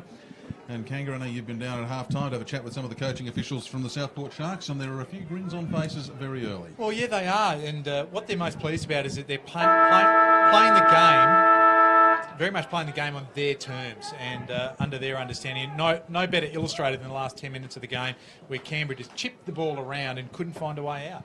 Well, Canberra, they need to do something with it. What can they do early in the quarter? Well, at this stage, not a great deal. Goes down to Taylor for Southport, and he puts them into attack. Ball dropped by Fall, goes to ground. He managed to lay the tackle, so there'll be a ball up right on 50, but it's not the start that the home side would have been after. Brenton Payne, one more step and he would have been away. He's already got one in the books. Would have been well on his way to the second. Tap down into space, which is an interesting tactic. Sending it away there was Malign. Now they go further forward to the Demons. Ball goes to ground in front of Seb Tape. He turns around, hand passes across back on the inside, finds Ruse. Ruse, he's got options behind him. Gets it back now and then is immediately wrapped up. Taken to ground. Umpire will ball it up. So ball was pinned to Ruse. But about 30 out from the Demons' goal. Yeah, that was just poor work from Charlesworth, Jess. Yeah, just handballed and put his teammate under pressure, and now it's caused a stoppage. So we're underway again. The ball cleared from the Southport defence. Hancock comes out to meet the kick. Plays on quickly, looking for Payne. Pake's there with him. Pakes and Paynes. Great work. Might have a few later on tonight. Inside forward 50 they go. The short chip finds Ford. He's got to go quickly now. Hancock on the left around the corner. Highmore was waiting there for it. Johnson, as it eluded Highmore straight into the fitness model's hands. He puts it on those fluorescent orange boots and through for the first goal for the third quarter for Southport. They extend the margin at the 41 points. I know a bit of luck went Southport's way there, but how they can have multiple numbers goal side of a contest, it's just poor defensive work from Demons at the moment. That should not have gotten through over the back. Really got to be running hard at the ball. We've talked about it all day about Southport going with numbers. There's another illustration of it there. And again, Kangi, you touched on it about midpoint of that second quarter about how this Canberra Demons side is a bit young and lacking in experience. And gee, there is a chance here that they're going to get a pretty decent football lesson by full time. 10-10-70 it is for Southport, and 4-5-29 for the Canberra Demons, and it's just 2 minutes gone in the third quarter. Ball goes down in the middle of the ground. Good bounce. Tap won by Milne. But again, it's just the numbers and plenty of them for the Southport Sharks. This time it's Clayton. He's gone for a couple of bounces, puts them inside their forward 50. Once again, there are numbers there for the Demons, but it falls in the path of Ford. Ford sends it back outside the 50. And it falls, fortunately, for the Demons. It's Maguire. Quick hand pass away to a teammate. This might be a little bit better for them. Tapping it forward is Milne. He's got plenty of time. Has he got someone up forward? There's a tap on the ball, so there's no mark available. Target was Carr. He's been fairly quiet today because they haven't been able to get the ball to him much. And now, once again, it is the Sharks getting away. Good little hand pass from Ruse. I've been impressed with him today. Hope his old man has as well. They come back across around to the grandstand side. Getting underneath it is Thurlow. So Thurlow now to Boston through the middle of Allinsure Park. Got to get it right myself. Here's Ford. Tries to get around. He turned like the Queen Mary. And his suspension, it was uprooted. Winning the free kick there, Cade Klemke. I'll finish with the cliches right there. This is Powell, I think it is. Ball. Haven't seen as much of it he would have liked today. Off to Turner. Turner with the short pass. And inside forward 50 finds Mitch Hardy. Looking for a short one. And he wasn't going to find that as Southport just pushed back in numbers. Well on there by Ruse. Just channeled his father there. Great defender. Reeves was out there looking for Manteet in the opposite back pocket, the outer back pocket there, defensively. Couldn't quite grasp it. Ball goes out of bounds. Been impressed with Ruse and Charlesworth in the back half. Two young players and new players for Southport this year. They've got 28 disposals and 6 rebound 50s between them. So definitely playing their role today. Ball comes back into the field of play. It's about 20 metres around from the Demons' goal. Big throw in out towards the 50-metre arc, so it went a long way sideways. Shears it was with the clearing kick. He's looking for Hancock. Hancock sockers it off the ground. There's not too much up forward for the Sharks, and the Demons able to pick it up. It goes over the boundary line in front of Isaac Taylor. I might just ask Jess in a moment to give us the tackling stats, because when the ball hits the ground, and even when Canberra have got it, it just seems like Southport have been there to lay tackles. Dig those numbers out for the next stoppage if possible, Jess, and we'll give you a bit of air to go with them. But the ball coming back into the field of play, far side of the ground, centre wing position. Tap to the Demons' advantage, but again, it's just the numbers that the Sharks have for the ball. Ruse was one of them. Now they come back forward. Underneath it was Ford. He couldn't take it, but look at this. There's 3 players and another one up forward, but the shot comes underneath it. Oh, it's straight through the middle. Thought we might have seen a mark in the goal square, but it's an easy goal for Josh Clayton, I think. And the Southport Sharks, well, they've just added another one. 11-10-76. They now lead. That margin going out towards 50 points. The Demons, they need to do something. The first thing I'd suggest is actually get the ball, hang on to it, and get some men in space. What are those tackling stats revealing? 45-30 Canberra's way, but I think that just illustrates that they're second to the footy at the moment. And probably what I'm sort of pushing there is that obviously Southport have had a lot of the footy, but when they haven't had the footy, they've been prepared to tackle as well. They've been really prepared, and particularly in their forward half, they've been really happy with their small men to really lay the good tackles on and work hard. And the other thing I probably want to touch on is the fact that Southport run forward with great assurance that they're going to win at the contest. So they do look like they've got numbers forward of the ball and can share it as they go forward.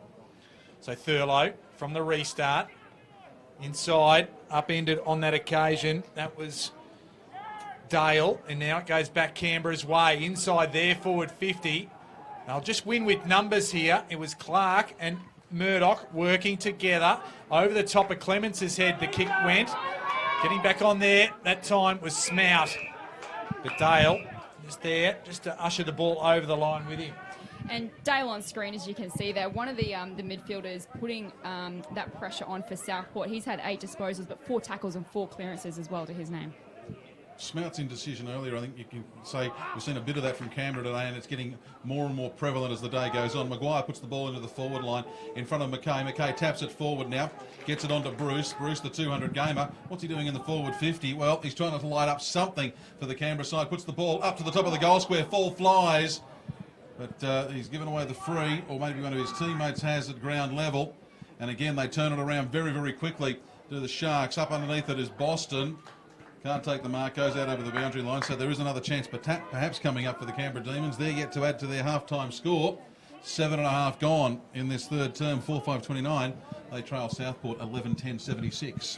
And I mentioned Andrew Swan earlier, one of the key players for the Demons, only on 4 disposals so far today. Tough day. Ball back into play. It's a short throw, that one. Thurlow just puts it down in the direction of Fife and finds him. Now to Boston. Down in descending order, 6-5. Goes up towards Hancock, couldn't go through and take it. Now the Demons. That was Conlon, misses the target. Puts his teammate under pressure now. Fall, ends up with the footy. Handball's indiscriminate, none's there, but then taken by Maguire. Maguire, now to Taylor, that's Isaac Taylor. They're just mucking around with it too much here. Smout now, just looking for a target, and the Bruce is that target. He couldn't take it. The Southport defence. Clements, he gets it. Handballs it, turnover. Canberra have got it. Here's the easy kick inside forward 50. It's the pressure that resulted in Ben Fulford being able to take the mark and go back and shoot for goal. They can play good footy, this Canberra side. They've just had a lot of pressure against them. And that shows the importance of getting in front. There's been a 50 here, so someone's... Yeah. Well, there's a bit of push and shove happening back further up the ground. Yeah, it was Clements who was having a bit of a wrestle with Cade Klemke. So we saw him go off with the blood rule before half-time, and he's right in the thick of it trying to fly the flag as Fulford goes in and kicks the easiest of goals for the Demons. That's his second. They move on to 5-5-35. Still plenty of work to do. Not out of it, but they need to be a very different side for the next 10 or 15 minutes to give themselves a chance to come home. Southport 11-10-76, 9 gone, third quarter.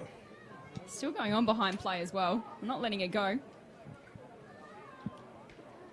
Well, I think if you're behind, somebody's got to fly the flag, and if your coach can't fly the flag a little bit, I'm not saying do anything untoward, but at least try and fire your teammates up. And given the fact that they are a young squad, there is that impression from other sides that they could be pushed around a bit. Just going into today, I mean, we know that Southport have a lot of experienced players. From an age perspective, Canberra averaged 21 years and Southport 22, so not a great deal in the age difference, but it's the game's experience, and I think the experience at the top level that's really holding Southport in good stead at the moment. That Canberra age average is dragged up a little bit by a couple of very experienced players in there, though. You know, take those out and it drops to below 20 fairly quickly. Ball in the middle of the ground, and that's Dale tapping it forward for the Southport Sharks, now coming around underneath it. Well, another kick coming forward. There's more numbers back from the Demons now. Klemke, one of them. Hand pass comes from Baker, or to Baker. He eventually gets it. Pretty ordinary looking hand pass as he's lying almost flat on the turf there. He's put his teammate under pressure there in Highmore. He eventually finds somebody in space. Now there's a chance for them to go up the ground. It's Smout. He goes for a couple of bounces. He's got Carr in front of him. Also up there is McKay. It's McKay who was in the better position for it, but he can't control it. It goes to Manteet. He's been a ball magnet for the Sharks today. Over the far side of the ground is now Clark. And the Sharks once again are going to be able to set up for attack. So well done there by Southport. The kick wasn't quite right there from Smout to put his own player at advantage, and there was two of them there. So Canberra almost come back and take the ball away yet again. Is Martin involved? None. Just try and chip the ball in the middle, up towards the big man, but it went over his head. So Southport, they take it away yet again. Now to Taylor. Taylor on the left, inside forward 50, over Johnson's head, but his little partner in crime and Hancock gets it, shimmies away from one, goes on the left, it goes across the face. It's still in though. Here's Payne. Does he get around one? No. He gets a little handball away, says the umpire. Johnson lays the tackle. Payne goes in again for Southport. This time he's met with a fair bit more pressure, and the ball will be wrapped up. And the umpire will say, give it to me. In dire trouble for Canberra there, right deep in Southport's attacking area in the forward pocket, out of sight. How did that stay in the field of play? Had absolutely no right to do that. The wind very strong. You can see the trees moving very, very fast in the background. Canberra will come away with this. They do have the breeze at their backs in this third quarter. It's one thing to have the breeze at the back. You've got to have the ball to actually use it, though. Fantastic tackle. He's tackled, dispossessed, picked up off the ground by Tape. Short ball on the ground and out over the boundary line, far side of the ground. Gee, there's been a lot of that over on that centre wing position on the far side. Doesn't make it easy for us, does it, up here and trying to call it? Well, we did mention away. earlier in the day as well, 22 out of the 46 players involved today on debut, either for the NEFL or for their club. So it comes with its challenges, the early seasons of footy.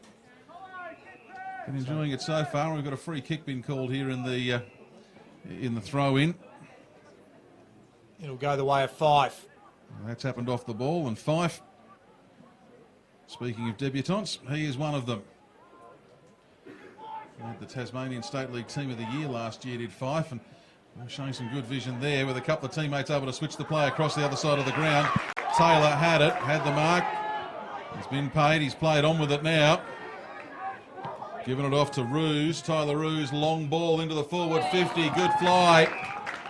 Good mark. Hancock. And it's Hancock, turns around, he sees someone in a slightly better angle. And that's Tape. Tape caught with the ball. That's got to be holding the ball. Is holding the ball. Canberra will come away with one. Fantastic tackle by Mitch Hardy, I think it is. He's been one of the best for Canberra Demons, and he's on there as the 23rd man. And one of the young players, he may not be able to wear that 23rd man tag for much of the season from what we've seen so far today. He's up to 14 disposals, 7 marks and a goal, so not a bad game. So Tom Highmore had the kick. It wasn't a good kick either. Just landed inside the line. He was looking for Oakes. Couldn't find him.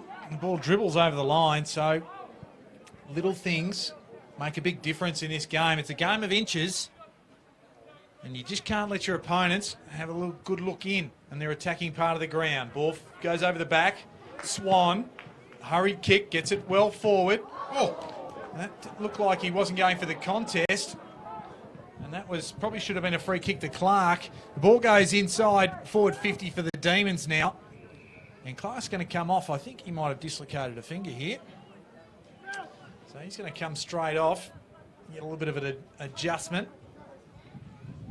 Doesn't look happy either. No, and I wouldn't be happy because he probably should have won the free kick there. The player didn't go for the ball. But Canberra attack. Inside their forward 50. Milne and Turner.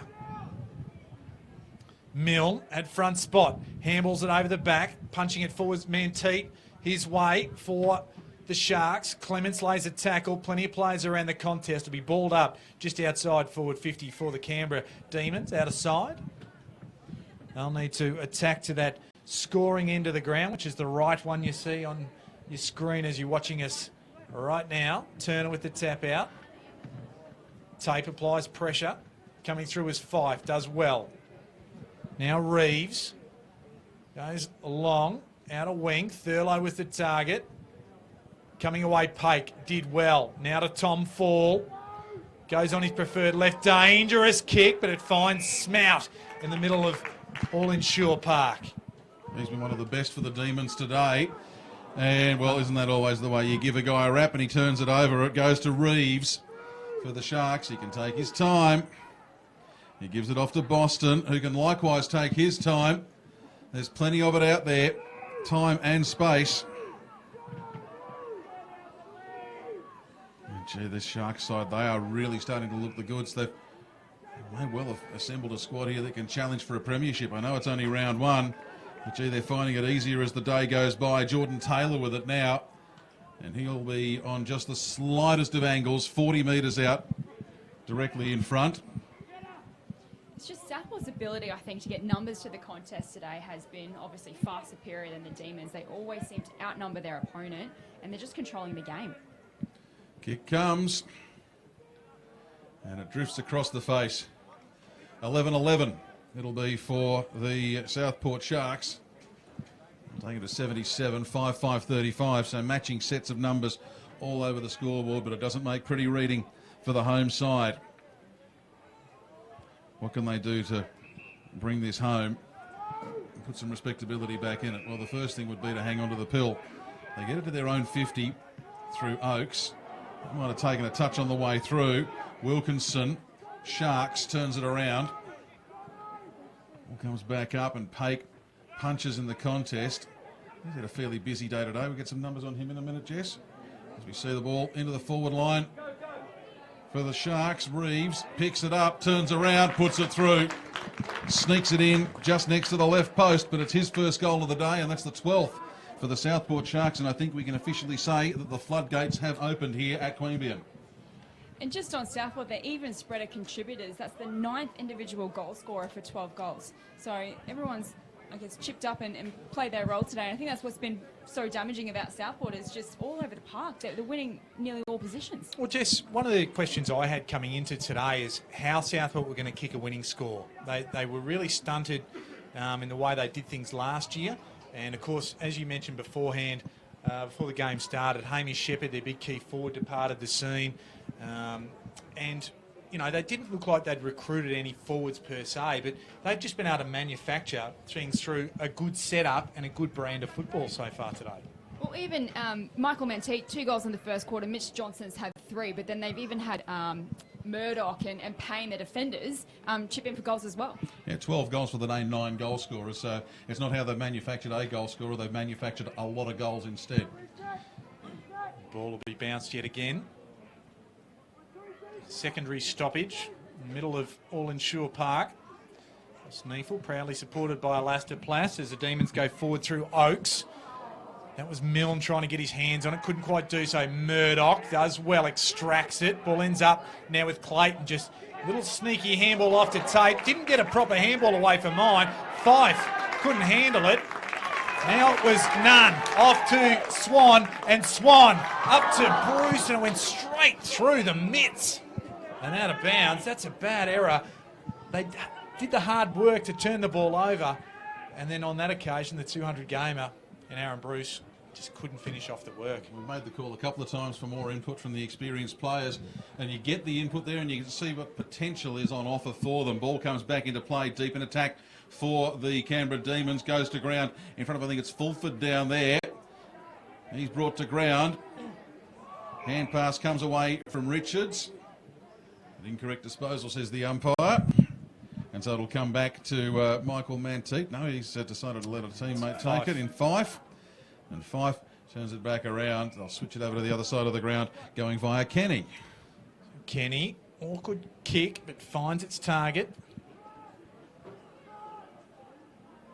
So right out in the back pocket, out of side for the Sharks. They go up the line. Not sure who they're looking for. They were looking for Turner, but he didn't get there quick enough, and it was Swan who got the ball. Now off to Maguire. Takes a bounce. Runs to 50 inside. He'll shoot for goal. Has it got the accuracy? No. Comes to the near side. And just the minor. And Southport, they can take it away quickly. Murdoch can get it to Boston, and Boston's got a little bit of time and space. Does indeed. Quick challenge comes from Powell, but Boston gets it away, palms it off to Wilkinson. Wilkinson puts the high kick under, almost a hospital pass. That could have ended up in tragedy for Hancock, because all he could do was sit there and wait. Fortunately, the charging defence from the Canberra Demons weren't able to get to him quick enough. Well, fantastic work from the playing coach, Kate Klemke. Southport had a mile of space then, but he committed to that and enforced a 50-50 stoppage. So well done, Klemke. Chip inside forward 50 comes from Manteet. Hand pass comes back, finds Ford. Too hot for him. Still hot potato. Several players chasing after it. Hancock's one of them, taps it back out from underneath the scrum. We find Richards is one of the Canberra Demons over the top. Also Isaac Taylor in that group. And we've got a whistle. Holding the ball. Holding the ball in the bottom of that. Well, Canberra will get a free kick. And it'll be Baker to take it. And you can see here, this Canberra side, they are really starting to struggle. There's a lot of slow players moving around. Always hard to lift when you are being beaten by 6 or 7 goals on a hot day. Not any easier. Powell it was with the hand pass, finds a teammate outside, and he's once again run down. Bounces back though for Smout. Smout puts the ball inside the forward 50, and it's Mackay. Now he's on a pretty ordinary angle. He's got Klemke of all people calling for it. At centre half forward. Oh, it's Powell actually has also come in there now, so there's plenty players that he could go for, but I think he's just going to decide to take the responsibility and have a shot himself. Mackay has played majority of his football coming out of halfback for the Demons in previous years, but they're trying to mould him into a crafty half-forward, small-forward role. So let's see what he can manufacture here. More renowned for score assists than scoring from memory from last season. This time he goes long, he kicked it from just inside 50. It's on a pretty tight angle and it falls just in front of the post, and it's punched through for a behind by Michael Manteet. So that's another point for the Canberra Demons. Few and far between of late, 22 gone in this third quarter, and they're 5-7-37, Southport 12-11-83. Ball comes back into play for the Sharks, and they launch into another attacking raid. So it's Brodie looking for Thurlow. Pake and Highmore collide. Pake's come off a little bit worse for wear. He's up now. Swan, Milne just tries to curl it around the boundary line to keep it in. Can't do so. And Murdoch can reload. And Boston short. Now finds Manteet instead. He was collected and late. And for 50, that'll go against Harry Carr. So again, just that little bit of ill discipline's not going to help you if you're trying to get back into this game. If you keep giving cork legs out, that might help you, but not in that instance. Carr didn't look happy either, just quietly. Was asking the umpire, "Who, me, sir? What was that for?" Play continues though, and it's the Sharks onto attack once again. There was a lead, but lead cut off by Highmore. He's been strong in defence for this Canberra side. And they turn it around, kick to a contest. Waiting for it was Clark for the Sharks, but he can't do anything with it. Picked up off the ground by Turner. Now Turner, he had an eternity to run in there, but instead for some reason decided to bomb it long from the 50-metre line and puts it out on the full. That is a very much wasted opportunity for the Canberra Demons. He could have run another 20 metres with that and made certain of it. Turner, he was one of Demons' most improved. I think from memory he might have won Canberra's most improved award last year at their awards night, but unfortunately that wasn't his best effort. Hasn't had the greatest days. Now we've got Klemke. He can't control it, and once again it's the Sharks. So spinning out of trouble almost was Shears, couldn't quite get there. So Canberra hold on at this point, and plenty of players now arrive at the contest. It'll be tied up, and the umpire will ball this one up on the outer wing. And Southport 46 points. Highmore slow to get up. And is Highmore, Milne, Boston. He was dispossessed by Maguire. He goes again, Boston with the tackle. Swan, bit of bullocking work. Taylor almost caught one high. Umpire says no. Nunn stands in the tackle, but handballs it straight to the opposition. So Southport come away again. Right to half forward. Here he is. That's Johnson. Has a target. He just bobs it up. And Payne gets it on the bounce, shoots for goal, and that's another one. So Brenton Payne, he kicked one in the second quarter. There's another matching one in the third. And Southport, they extend their margin. And it's becoming a little bit one-sided. All class there from Payne to finish off from that tight angle. But what I've loved about Southport going forward today, as you mentioned it before, Kanga, they go forward with purpose, but they're smart. If they're going to rush a kick forward, if they think they're under pressure, they kick it to space, and then you use the leg speed of the likes of Mitch Johnson, backing their players to get to the contest first, and then the numbers streaming in, and they can find themselves an option. So they're definitely using the space to advantage, but also for a side, I think, that's got 15 new players, I've been pretty impressed with how they've actually linked up today. Yeah, pretty good bunch of recruits in that 15 new players. But you don't always see that many debutants. Well, you very rarely see that many debutants, and you don't see them play as well together as this mob have today. Southport fans, you might be in for an exciting year. What have the Demons got? Hand pass from Taylor to a teammate. They go up into the forward 50, and in front was Tape. Ball comes to ground and has been kicked through, I think, by Bruce. It's come from next to nothing, and Bruce in his 200th game, well, he gets something to write home about. It's a goal for the Demons, and they move on to 6-7-43. 46 points behind, though. The Sharks on 89. Aaron Bruce has been an absolute wonderful servant of AFL Canberra footy, of course, coming through Eastlake in Canberra, being renamed to Canberra Demons. The 200th game today, and he's been such a stalwart for this side, of course, taking over the sole captaincy this year after the departure of Jordan Harper. Would have liked the scoreboard to look a bit prettier in his 200th, but he's been a very valued member of this side, and he brings so much to the group. Hope someone from the family managed to get a snap of that as it went off the boot towards the goal. Good goal in his 200th game. Nice little presentation of a jersey to him before the game, fully framed jersey. But it's 89-43, Southport over Canberra. Beautiful bounce in the middle. Thurlow got up high. Fife is there. We've come to say that a fair bit today. Just on Fife, an incredible debut from the 21-year-old. 20 disposals, 10 clearances and a goal from the 21-year-old in his debut NIFL game. And still a quarter to go. And it was Isaac Taylor who was right there with him. It's a free kick going Canberra's way to the big baby Huey in Richards. Goes out with the left foot, does Oakes. Finds a teammate out there. Out of side, that is Bruce again. So he's got the tail up a little bit more after that one. What's he going to do? He's been called to play on. Going to try and get around one. He'll load it up from 50, give it everything. But he pulls it and pulls it too hard. And out of bounds on the full. Well, just a stutter from him there as he was waiting to see whether to take the shot himself. And the umpire spotted the stutter and said, well, son, you've played on.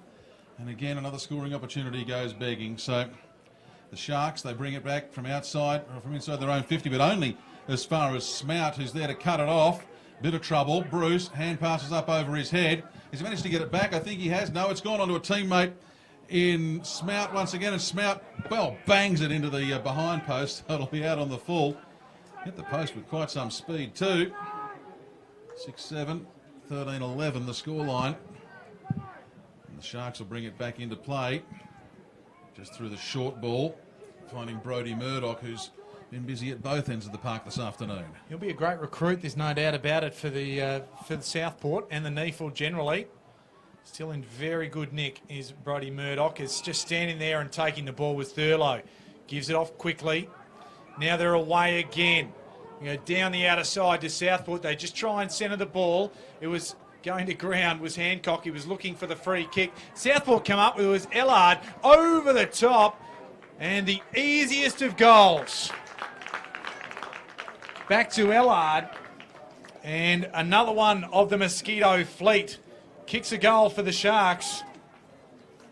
And they stream away yet again. They move to 14-11, 95 to 6-7, 43. And Jess, too easy. Absolutely, and I know that Canberra do have a young side. I think their defence in particular, Highmore's 19, Conlon's 18, Paik is 18, Kate Klempe, of course, is leading that back line, but they are very young down there and they're just being outplayed and exposed by a really smart Southport forward line at the moment. Again, we mentioned it before, how you can have 3 players goal side of a contest.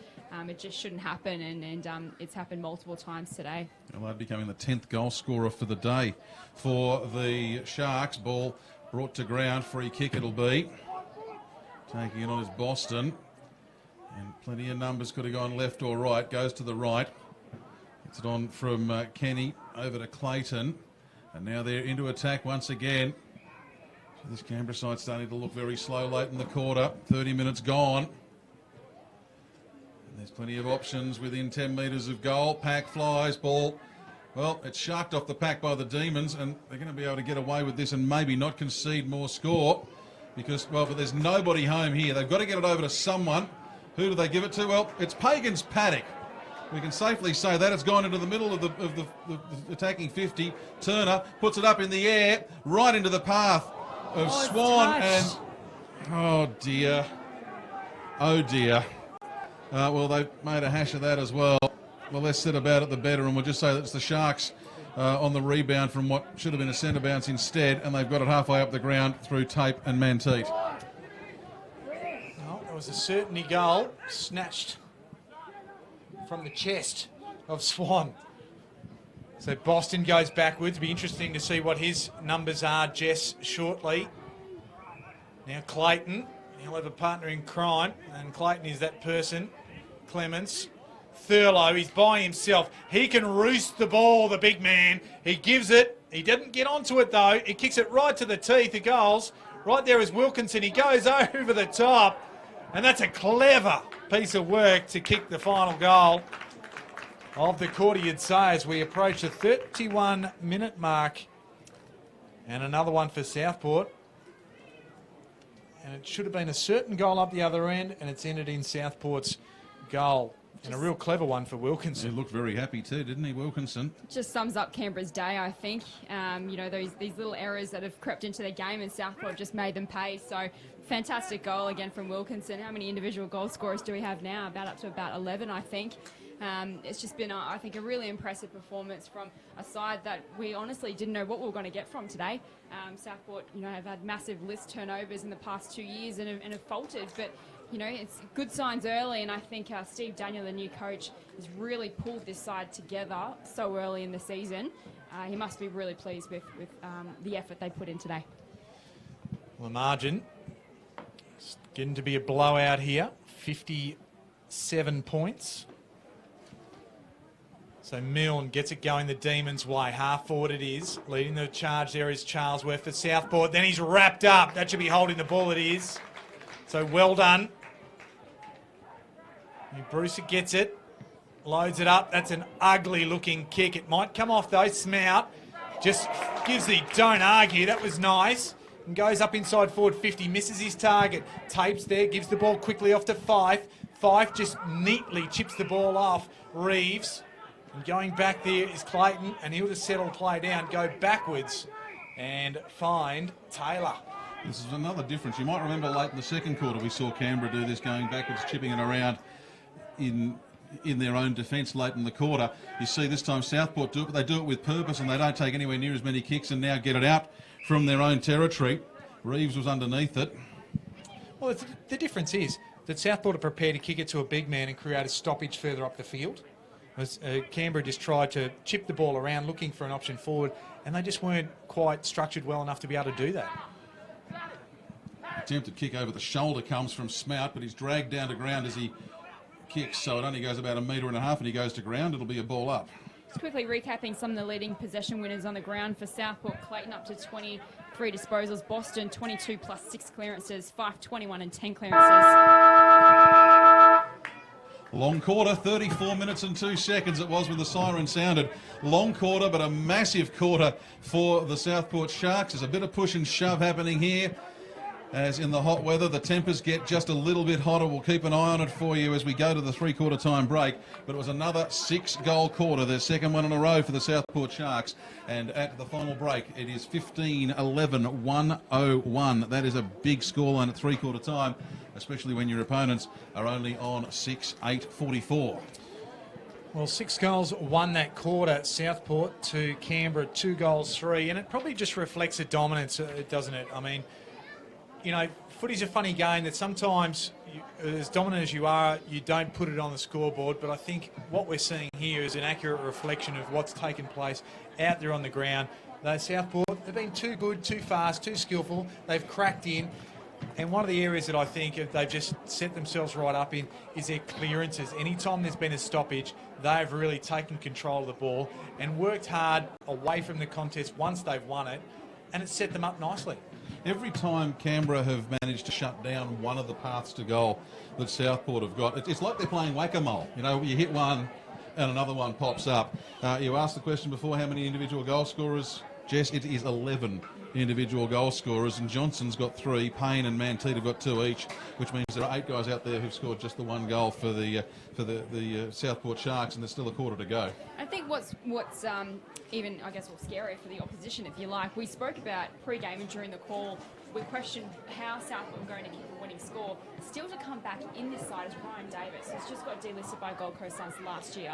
And Southport plan on using him as a forward. He's a utility type that has played all over the ground, but to think that he can slot into that forward line in the next few games, suddenly they're looking very, very well balanced indeed. We've talked about the goal kickers a few times for Southport, but there are other players contributing for them. And one of their, in fact, both their co-captains, Andrew Boston and Seb Tape, have been very, very strong in defence. Jordan Taylor's contributed well for them as well. Fraser Thurlow, as always, in the ruck. And bear in mind, what's he on? Something like a 40-game streak where he's hasn't missed a game since 2015. So. Being able to have a couple of reliable players in your captaincy and your leadership group, there's a phrase that we don't want to bandy too much in Australian sport this week, but your captains, your co-captains and your leadership group there for these new players to bond around, it has just all come together so well for them. Not just the players at the pointy end, but plenty of strong efforts up in the defensive 50 as well. We might just recap some of Canberra's leading possession winners. Alex Smout's leading the way with 18, Mitch Maguire 17, Lucas Moline 16, and Sam Martin's come to the game after a slow first quarter. He's up to 15. But when you compare that, 18 disposals, the leading possession winner for Canberra. You look on Southport side, Clayton 23, Boston 22, Fife 21, Murdoch 20. So there's 3 midfielders and their key defender all getting plenty of it. Yeah, and that's the difference, isn't it? I mean, those key ball winners for Canberra are in the back half of the ground, and even where their midfielders are winning it largely are in the back half of the ground as well. So it just shows you the pressure that they're under and the way that the game is being forced upon them. And it is really being forced upon them because Southport, they have taken the momentum and they've put the foot on the throat and they've done it very well. And kudos to them. Because Steve Daniel has brought so many new players into this mix. It's always going to be very difficult to bring this side together, but from what I'm told of those players at Southport and the way they've come together, that the culture is a very good one, it's a very sound one, and mind you, here we are in the season opener at three-quarter time talking about how good the culture is. You know, in 3 weeks' time, Southport, who knows? Could be a couple of games further down the track and maybe a couple of losses put in there, and we mightn't be talking about it, but we can only go on what we're seeing thus far for season 2018, and so far what they presented has been quality. And I think an area that Steve Daniel as a coach will be really impressed is just how consistent they've been this game. They haven't really dropped their intensity or dropped their running power and those sorts of key, I guess, KPIs, if you like. They seem to be already playing at a really high standard consistently, whereas for Canberra we've seen them sort of, have these massive highs and massive lows throughout this game, which you would expect from younger sides or more inexperienced sides. So I think those are some really good signs for the Sharks at the moment that no doubt the fans as well will be pretty happy seeing at the moment. 2 minutes left in the final break here, and the Canberra side, they're going to be looking for something to take home that's a positive from this afternoon. They've been, I think, outclassed in terms of speed around the ground. They've also been outclassed in terms of polish around the ground. What do they do? What do they need to come to get out of this last quarter to take something positive into next week's game? Because next week, no easy task for them either, up against Sydney Uni. No, of course it's not. And you know, I think a lot of people are touting Sydney Uni as the premiership favourites, just given the way they've recruited. And of course, we're not sure what the AFL NEAFL sides are going to throw up. I mean, that's always dependent upon the injury. But, you know, what Canberra need to bring is energy around the contest. What's been really lacking, I suppose, in comparison to what Southport have brought around those stoppages, around those scrimmages, is that Southport have looked up and about. They've looked like they've got energy to burn, to run hard away from the contest and so forth. And even if your body's tired, I think in your mind you've got to show that enthusiasm, show that energy, because it's one of those things that rubs off and gains momentum throughout your group. Yeah, I think the last thing that Canberra want to do in this quarter is their body language, I think, as you mentioned, Kangaroo, is super important. They need to keep positive and they need to keep working because, as you mentioned, it doesn't get any easier next week. Sydney University are going to be an extremely tough opposition and they just need to keep positive and take something into next week. Just noticed Cade Klemke with his defenders just talking about structure and pointing fingers around the place about when the ball's in certain situations, they need to push a bit harder or run to this particular position. It must be always difficult for a playing coach, just to in the heat of battle to be out there, but to actually see everything as it unfolds on the ground, to be able to deliver that message to the players. It is a dying art in our game, the playing coach, and I think for a good reason, because there's so much analysis that needs to happen from those off the ground in order to be able to put that instruction to the players on the ground itself. I will quickly mention one of Canberra's great acquisitions this off-season is Bet Goddard to the assistant coaching role, which will largely take the game day operations, but she doesn't get here for another couple of weeks. So I think when she joins the club, she's going to be a real positive for them as well. Final quarter about to start here. It's been all Southport this afternoon, 15-11-101 to 6-8-44. But Milne gets the best of it for the Demons to start them off. His kick only goes as far as Taylor. He's been strong in defence today for Southport. Turns it around, puts it back into the centre square. Manteet brings it across. And once again, it's just numbers and men in space for the Southport Sharks. Ellard can't control, loses it. Goes perhaps a little bit high on Smout. Smout gets the ball away. Ruse, oh, that's just class. Turns around, hand passes. About 2 feet onto the chest of Ford. Ford quickly onto Manteet. He's been busy today. Puts it into the forward 50. Bit of a bump from Klemke, the playing coach for the Demons. His hand pass now to Harry Carr. The Demons rebound, and it'll be Taylor who should be able to take a comfortable mark about 60 out from the defensive end. So he's looking at a target. Not sure whether to go down the line or look inside. He does the latter. Finds Martin. Martin has a man open. It's Highmore. Kick just finds its target. He's made a stretch for it though. This is the kick that Southport have been able to really bottle up and force into a contest. And it's going to be a contest again because coming across there was Reeves and they win it. Fife. That was Taylor. Now off to Tape and Boston. So Boston with the left foot finds Thurlow. Thurlow just gets around his man on the mark. I was going to say load it up. I think he actually might have. Highmore, he just dropped probably what he should have taken in the finish. And plenty of players under the contest all of a sudden. The umpire will ball it up pretty close to proceedings, I think. Yes, he will. He said he dropped one that he should have taken. That's been a story that we've run a few times this afternoon for the Canberra Demons. Marks dropped it that should have been held, and also passes that have just gone to the wrong player. They've gone to the opposition. Some easy turnovers today. Southport have been the better side, but Canberra have actually made it a bit easier for the Sharks at stages today. So Johnson's wrapped up by Pake, and we'll do it all again. And I think it's about the right margin too, about where these two sides are at just on today's performance so far. Wilkinson had a fresh airy. Trying to emerge. There was the Demons' defence Isaac Taylor does now for Canberra, and that's a neat little kick. Out there, finds Turner. Just needs to show that a little bit more energy. Gives it to Maguire. Good handball in the finish. That was Carr. Now the ball ends up with Martin. They're just messing around a little bit. Now they've got a little bit of space. Malign, and then kicks it just with no great purpose in terms of looking for a target, and Southport, the defence, can mop it up. And that was Taylor. Now around the far side of the ground, plenty of players in plenty of space once again. It winds up with Manteet. He looks for someone up forward where the ball goes out, just skids across the boundary line. Just inside, so it'll be a throw-in. 57 points the difference. 3 gone, final quarter. Just got a bit of communication going on between the umpires. So we wait for the throw-in. You can see Thurlow and Milne, 2 players ready for it. And it, in the end, goes to neither of them. Plenty of push and shove off the ball, and it'll be a free kick going Canberra's way. Go to the big boy, Milne. So Milne gets it. Wants to give it off. He's not real keen to kick, is he? And maybe that's the instruction from Klemke, because we're seeing plenty of hand passes here. Completely different tactics from the Demons. Smout it was who was dispossessed, and the Sharks again come away with it. How many of them are there? 1, 2, 3, 4, 5 in a line. Winds up with Dale. It's almost like we're watching a rugby league game for a second there, the way they were all lined up.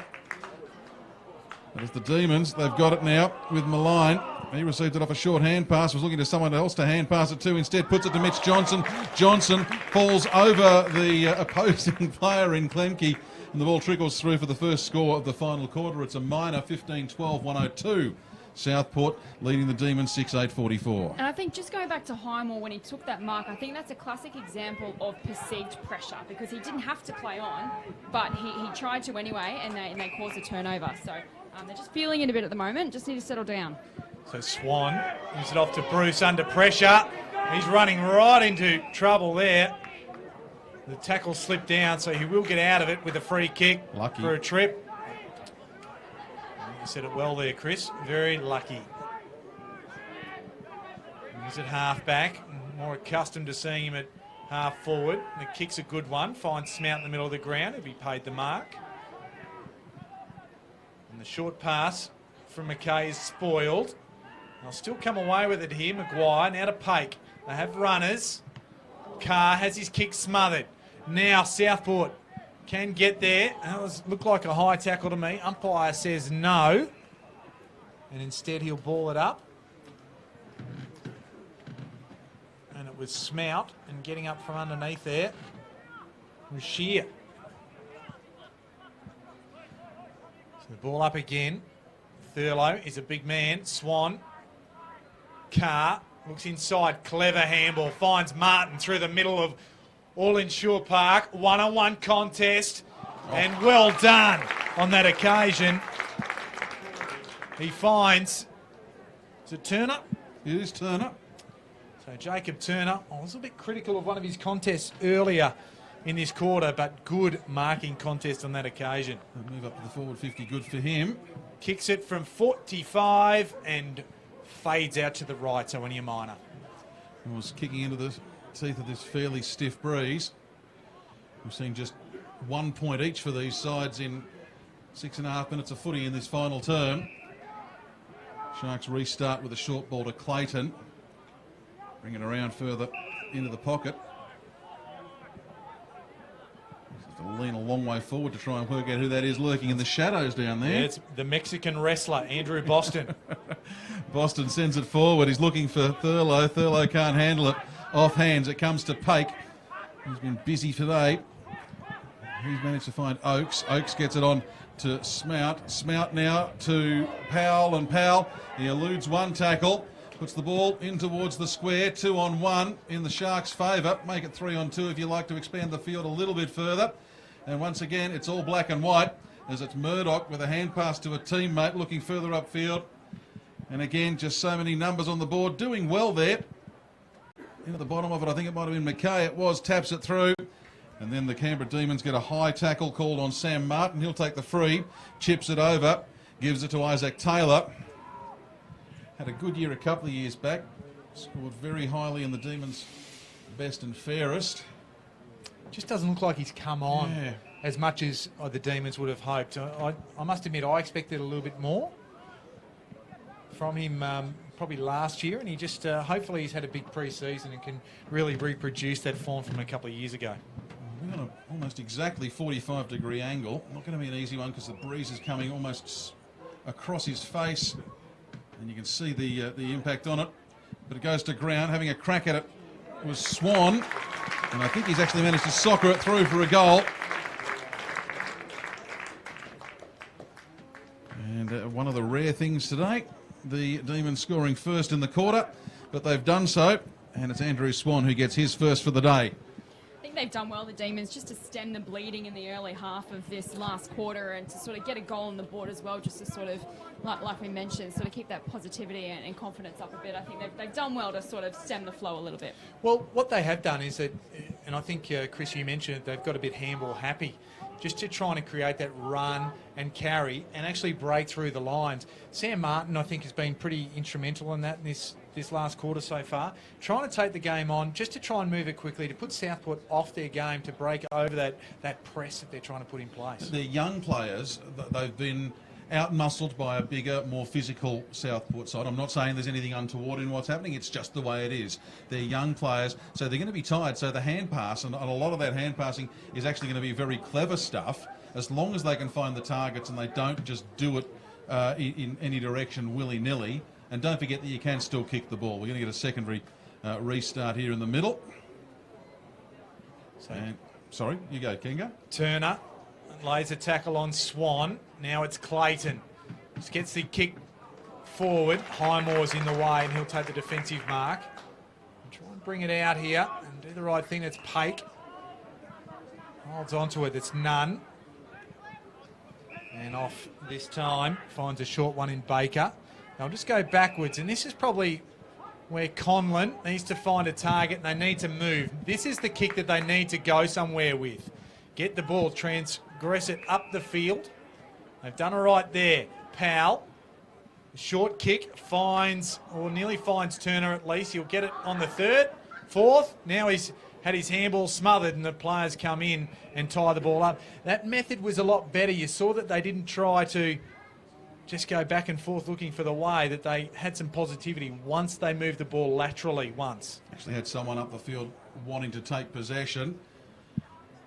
And they're still going with it. The Demons back inboard, finds Smout. He's quickly tackled, but another quick kick comes for them. That was Milne with the hand pass. Kick smothered. 4 black and white jerseys descend. And once again, it is the Southport Sharks on the attack. It's Manteet. Kicked 2 in the first quarter and has been very strong in the back line for the rest of the day. This time his pass up forward is intercepted. Taken care of by Highmore. He's had a very busy day. Now through hands and we get it on to Smout. Smout with a quick pass. He's on to McKay. Luke McKay looks infield. He finds Taylor. Taylor in time and space. Sets himself. Who's he got? If he looks across the square, he'll find Maguire. Doesn't go that way. Instead goes up forward.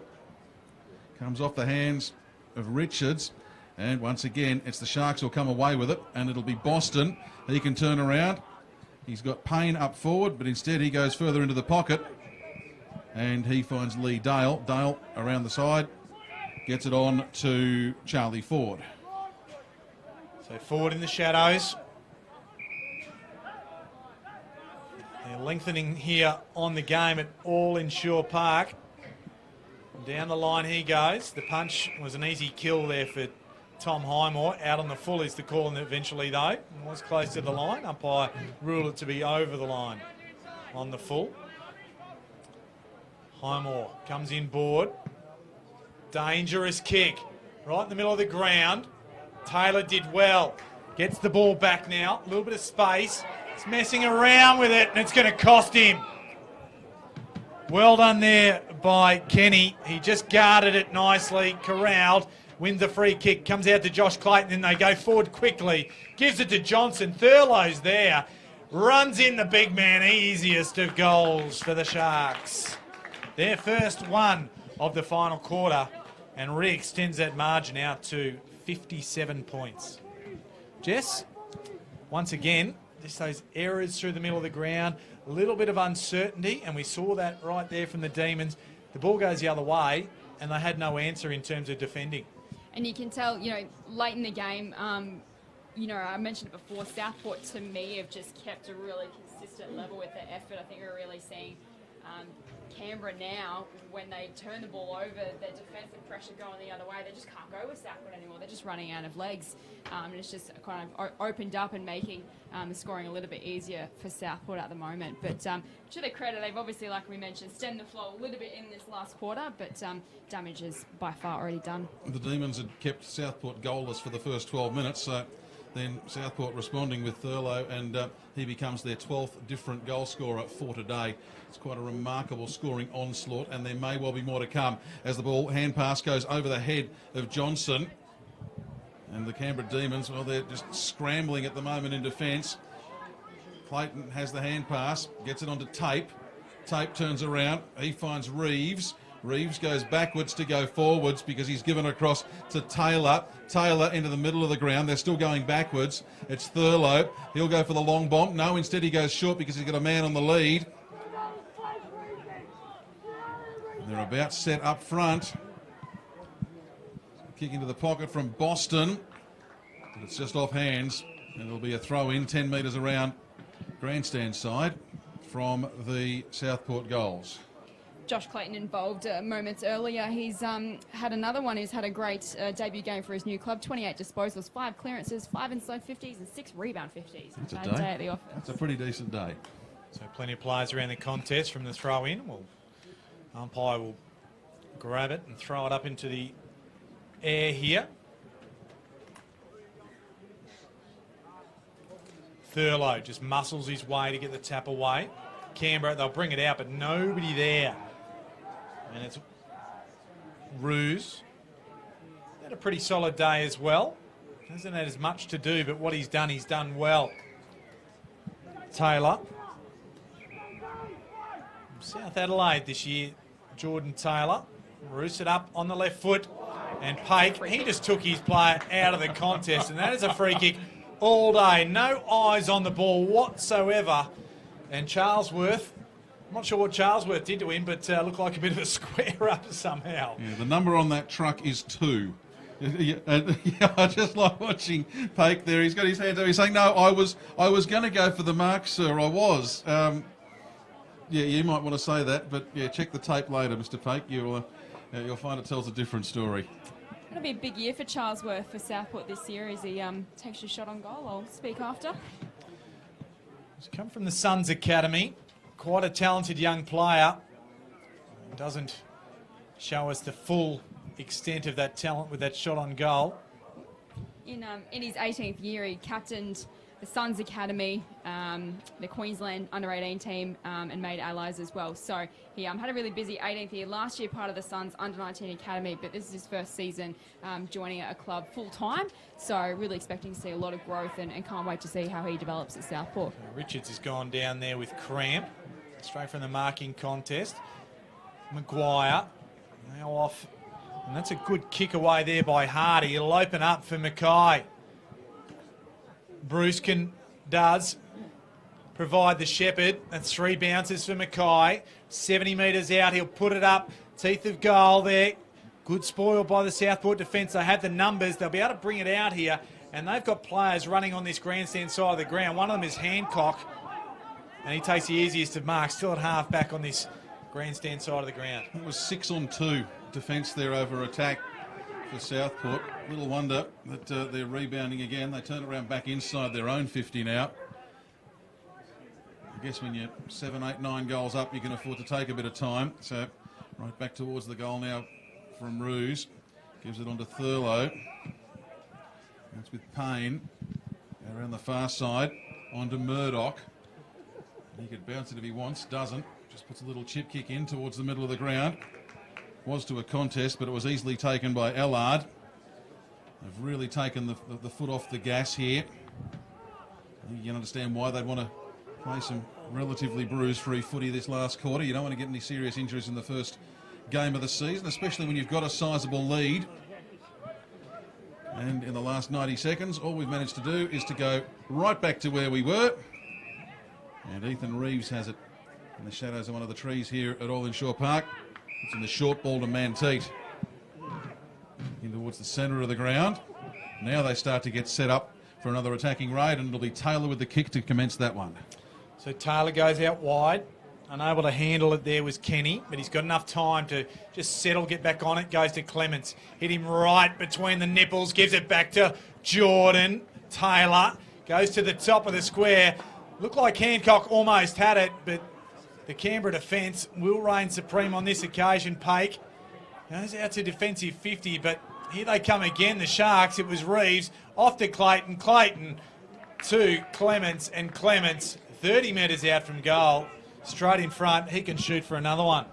Clayton could have blazed away there to try and get his name on the score sheet, but just again to lower the vision, that shows his experience and class and perhaps the difference between the two sides today, just to set up a better option and make the shot on goal a little bit easier. So yeah, beautiful work from Clayton.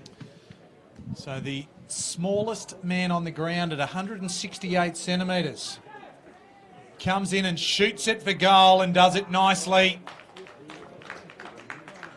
His first for the afternoon, and Southport's 17th. His second for the afternoon. I got it right. So Rob Clements, he'll get on the scoreboard whichever way. Doesn't matter. He's a long way in front. His team's a long way in front. My writing's not right, obviously, That's okay. but that's okay. There's a lot of numbers down that board Yeah, now. there is, and 64 points is the margin. We are now at the 19-minute mark of this last quarter. Dominant has been the Sharks. Just 3 goals in this last quarter after we saw 21 combined across the first 3 quarters, so probably not going to be the longest of stanzas. That ball bounced in the middle. That'll be called back.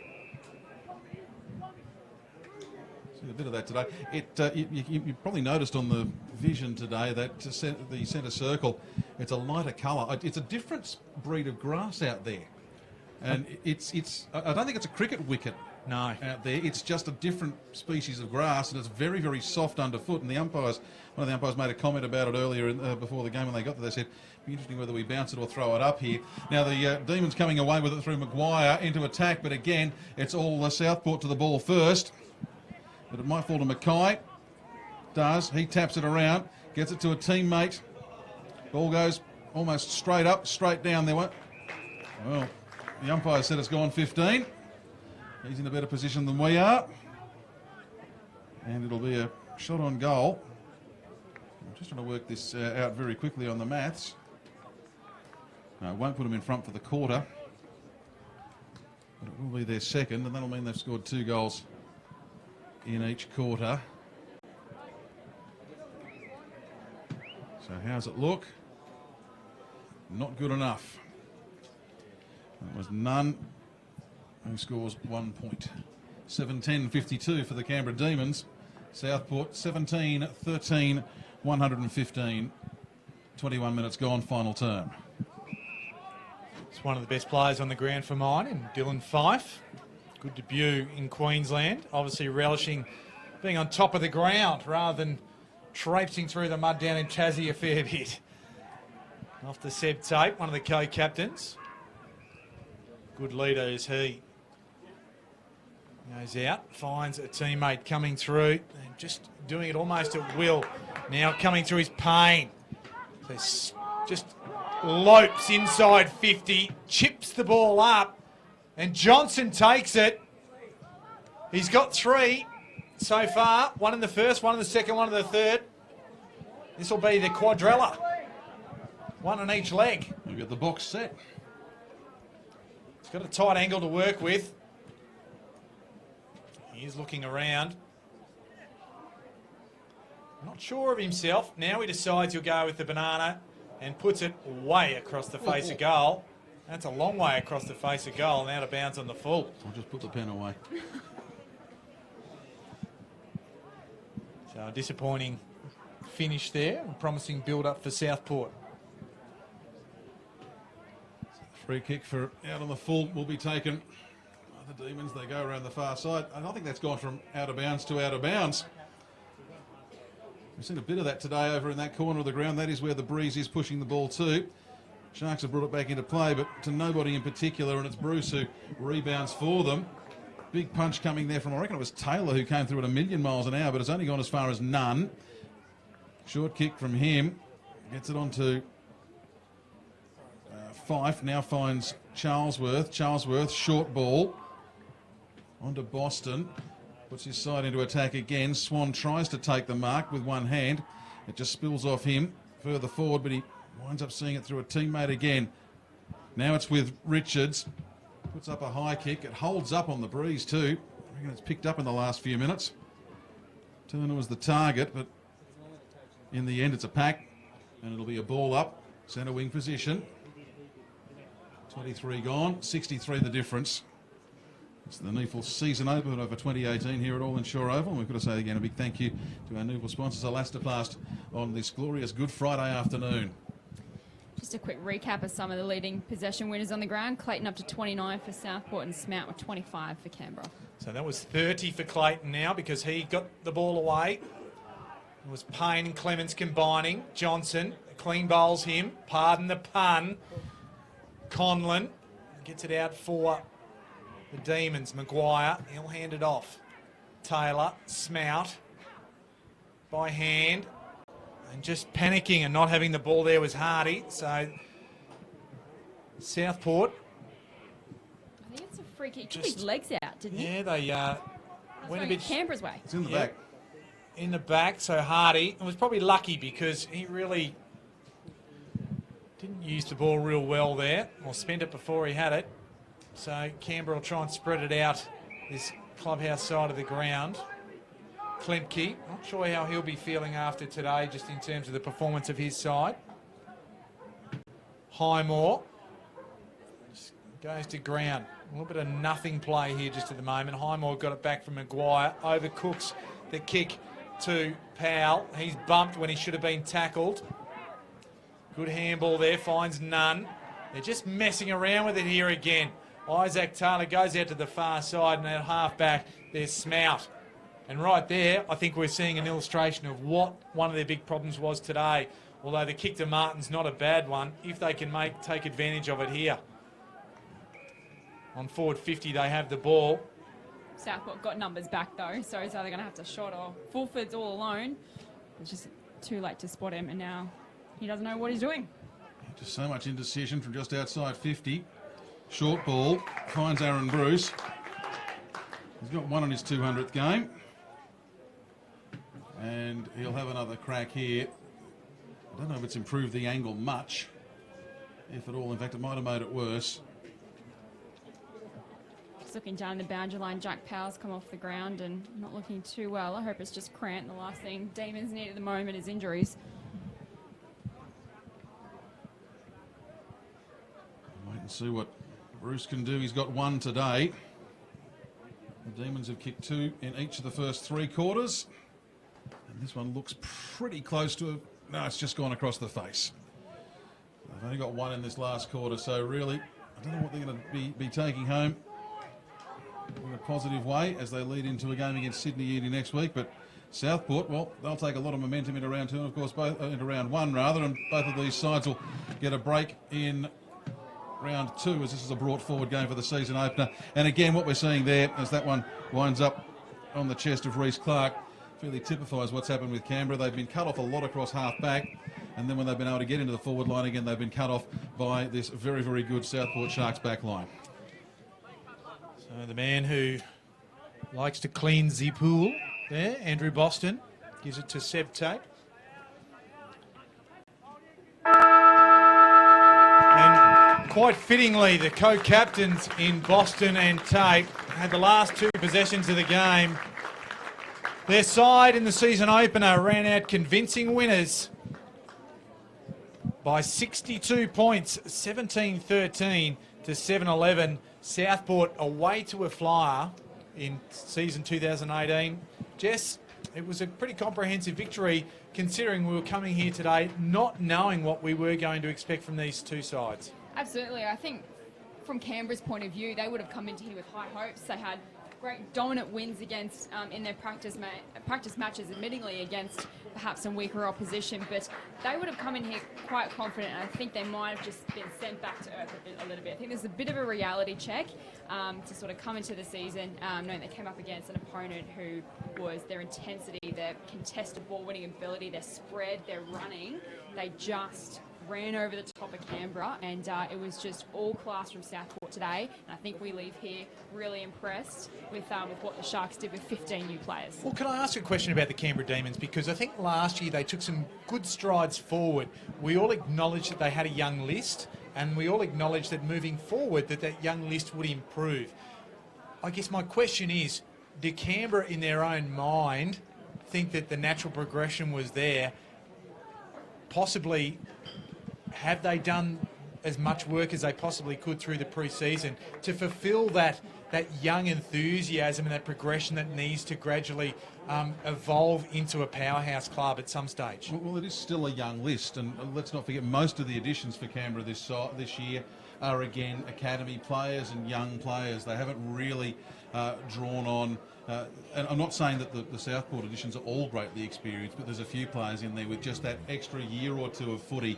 And that showed this afternoon. There were situations where there were guys who just had 50 more games at various levels of footy than the Canberra side, and they were able to put pressure on the younger players. I think for me, I know one player doesn't make a side, but I think that's the Canberra Demons side without Jordan Harper today. I think you take out their best player and their best midfield player, and there was just left a massive hole. And the likes of Andrew Swan didn't sort of, play to his standards. Even sort of Sam Martin was a bit quiet as we see Aaron Bruce being chaired off the ground in his 200th game.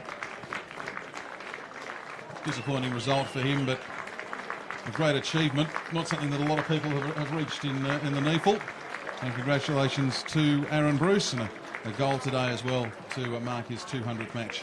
And just picking up that conversation again, Jess, and talking about Jordan Harper, we know he's a running machine, and he's gone off down to ply his trade in the VFL with North Melbourne. But it's just that spark, that ability to run, break lines, and that real energy around the contest, both inside and outside play, was just something that they just didn't have today. That natural sort of up and atom type players that were really dynamic from the contest. They were beaten at the ball, but they're also beaten away from the contest as well. I think for South, the big positive, for Canberra is it's the first game of the year. So I think it's probably a good way for them to go, okay, we really need to go back to the drawing board and work on a few things.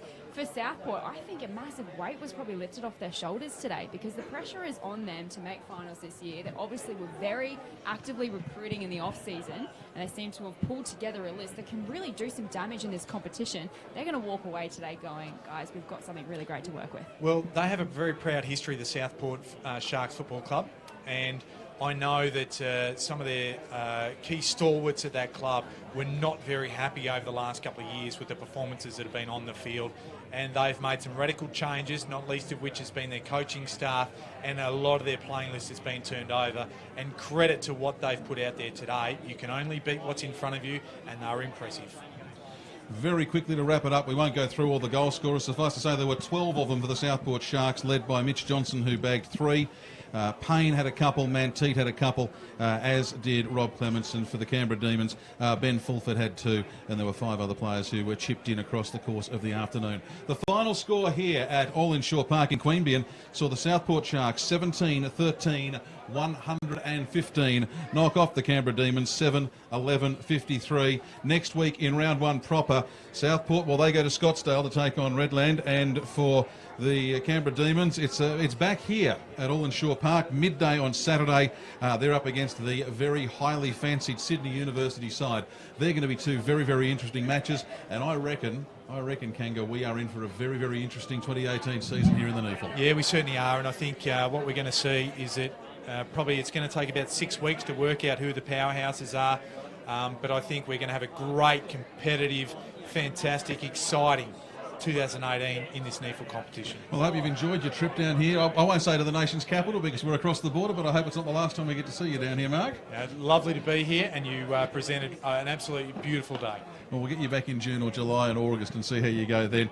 And Jess Webster, always great to catch up with you. We'll catch up with you again down the track on behalf of everyone at Bar TV and at NEAFL.